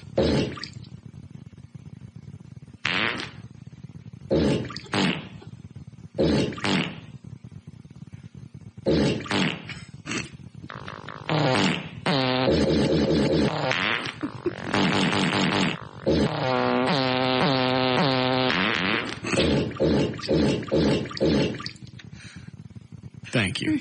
Okay. Thank you. What they want is 12 months blonde level web hosting from VertBiz.com, the official web host of Live 105.3 and the entire Russ Martin Show. Also a Condoms to Go prize pack valued at over $50 and a 7-Up Dr. Pepper ball cap. Wow!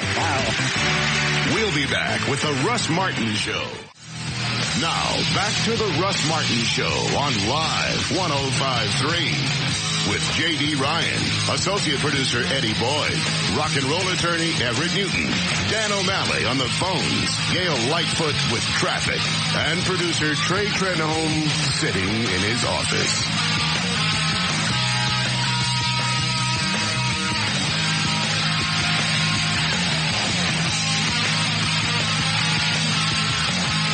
All right, I got nothing else. Let's see. Did we ever find a company to stick a great big yellow ribbon on the broadcast tower here? I did actually, yes. All they need is a couple of days' notice to get the truck in here. They get a huge truck. They can put it up as high as you want. And engineering said we were cool with that? Yes. I explained to them, I said it may be 30 feet long, and it may blow in the breeze. He said that's not a problem. All right. So what do we get for a yellow ribbon? That I'll just go to the cloth store and buy one. Do you want to wrap it around, or do you want to try to make some kind of a ribbon thing? I don't know. What are most people doing? A lot of them have just a little ribbon that's kind of I can't describe it. Like a bow? Yeah. Of sorts? Right. Like the AIDS thing that everybody wears? Yeah, yes. Okay. I don't know. Can we do that? I don't know. It'd be a lot easier just to get a couple of sheets, yellow sheets. We stopped by Gary's house. I've asked them also to design it where it'll have a quick release, so we don't have to have them back out to take it down someday. It'll have a rope attached, and we'll just pull the rope and it'll come down. Oh, all right. They say how far up the tower they can go? Because that tower's what, 200-300 feet? I was thinking it was about 150, but I'm not good at judging. I said about 50 would be correct. Yeah, people will see that for sure. For the freeway. I drove by the freeway today and looked and saw just above that first brace. You can certainly clear over the building. You can see it from the freeway. All right. And he said he just has to be 30, 40 feet away from the actual transmitter that's at the top. Okay. I said, no problem. All right. So we're waiting on what? Just me to get the bow and then to tell them which day and what time. Do you want to do it while we're on the air someday? You want to do it on the weekends? Probably while we're on the air and there's somebody here. It's a good idea. That's what I was thinking. Yeah. So yeah, tell them anytime next week. Okay. What are we going to use for a thing? I'll just go to a store and get some fabric, I suppose. Yeah, you go to a fabric store. Will that weather well? Yeah, how long? It's not going to be up that long. Well, if it's up there for a month in the rain and the sun, it's going to fade. Should be fine. I'll go to the fabric store and tell them what I want to do and have them suggest something. Yeah, maybe a Scotch Guard. That might help. Mm-hmm. All right. Okay, let me see if there's anything else. Let me look at my notes. Let's see.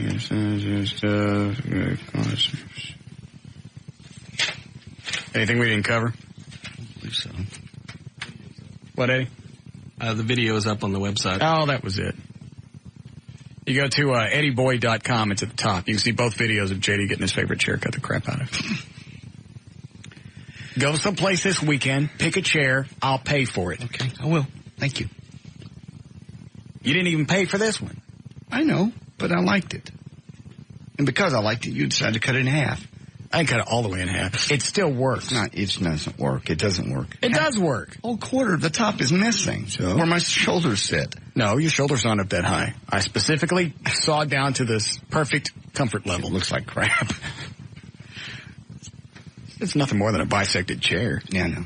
My little desk area was the only thing decent in our whole office. Clean and straight, and now it looks like crap. Are you going to clean up your pit? Yes. When? It's funny. Trey would come up before Dan left to go, do his own show, and he'd look at Dan's desk and go, what a stinking slob. I thought, well, great. Now they're going to have somebody in the office that's going to keep it clean and keep it organized. Perfect. A great transition from Dan the producer to Dracula. And what does he do? He's got spit cups laying all over the place. It's worse than when Dan was here. You know what? I owe Dan an apology. Yes. Keeping up with everything that you want, you have. But yes, I am going to, when at some point, try to institute a system that'll make it much neater. But how about don't be a slob?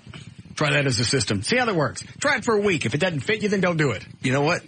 I'm afraid to throw away anything because you don't know what I'm going to ask for. That's exactly the point. If it's been 2 or 3 months and I haven't said anything about it, get rid of it. Bull.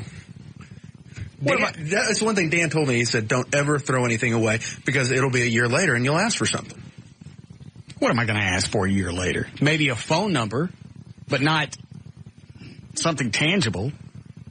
There are a lot of pieces of paper on my desk that I need to consolidate. Well, then that's not my fault that you're a rat pack. You're a thing. One of those. It's not my fault you're one of those. Write it down, consolidate it, and clean that crap out. Looks like Trenholmes lived there. All right. We have the bagpipes for your funeral, but we don't really have anything else yet. We have a casket. Yeah, we have the casket. We need a place, we need flowers, and we need black people to cry. And I've got a hearse. Oh, where'd you get that from? Fan of the show that said he could get us a hearse, limo, and motorcycle escort. Really? Yes. Oh, this is going to be good. This will be the best funeral I've ever been in. Well, be your first. Yeah. At least this year. I'm sure next year's will be even better. Yeah. And then the bagpipe guys can play. Beautiful. That'd be great. All right, bring them in. That'll take us almost to 7 o'clock. Here they come. All right, these guys are who again? They are, everything ready here, the Fort Worth Scottish Rite Pipes and Drums. Okay. And their website? They don't have it on. Is that here. right? It's just your name with the .com on the end? Scottish Rite Pipe Band. Did you get that? ScottishRitePipeBand.com. All right. And plug the thing that they've got coming up. Because when they're done here, we're leaving. Celtic Music Festival, May 3rd, Saturday at 6. You can call them at 817-335-6004. You want to do all the other plugs too? Yeah, hold on. Yeah, do the plugs and then we'll go to that. Okay. All right, we're going to thank the folks for the food both here at the radio station as well as the fire department tonight. Thank Deborah Stevens at Hickory Creek Smokehouse, 3909 Gaston Avenue, right across from Baylor. You can call them, 214-887-8836. Let's see what else. Also, the Fort Worth Scottish Rite Pipes and Drums. Celtic Music Festival, May 3rd. You can call them for gigs, 817-335-6004. Well, hold on. What is it, Dan? Celtic. What did you say? Celtic? Celtic. Oh, that's basketball. Oh. All right. You dumb. They play basketball in dresses? They can't play basketball. Their balls will come out. They're all wearing kilts. I see. For more information about the Russ Martin Show, to email us during the show, details on the Listeners Foundation, everything else pretty much, go to russmartin.com. To instant email us during the show, it's studio@russmartin.com. For Trey and his website, go to TreyTrenholm.com. You can see my chair getting chopped up and many more fun things on Eddie's site, EddieBoyd.com. For me, it's JohnDavidRyan.com. Law issues, contact Everett Newton at DallasAttorney.com, or you can call him, 214-823-LAWS. Limousine service provided by Ultimate Limousines. Call George directly, 214-668-5363. To make a donation or adopt a pet, it's OperationKindness.org, or call them at 972-418-PAWS. And for everything else, it is live1053.com. All right. Here we go. With all the pissing and moaning that we do, we could be in Iraq. Absolutely. And we're not. So this is for the troops in Iraq. the ones that are coming home, and the ones that won't be. Gentlemen?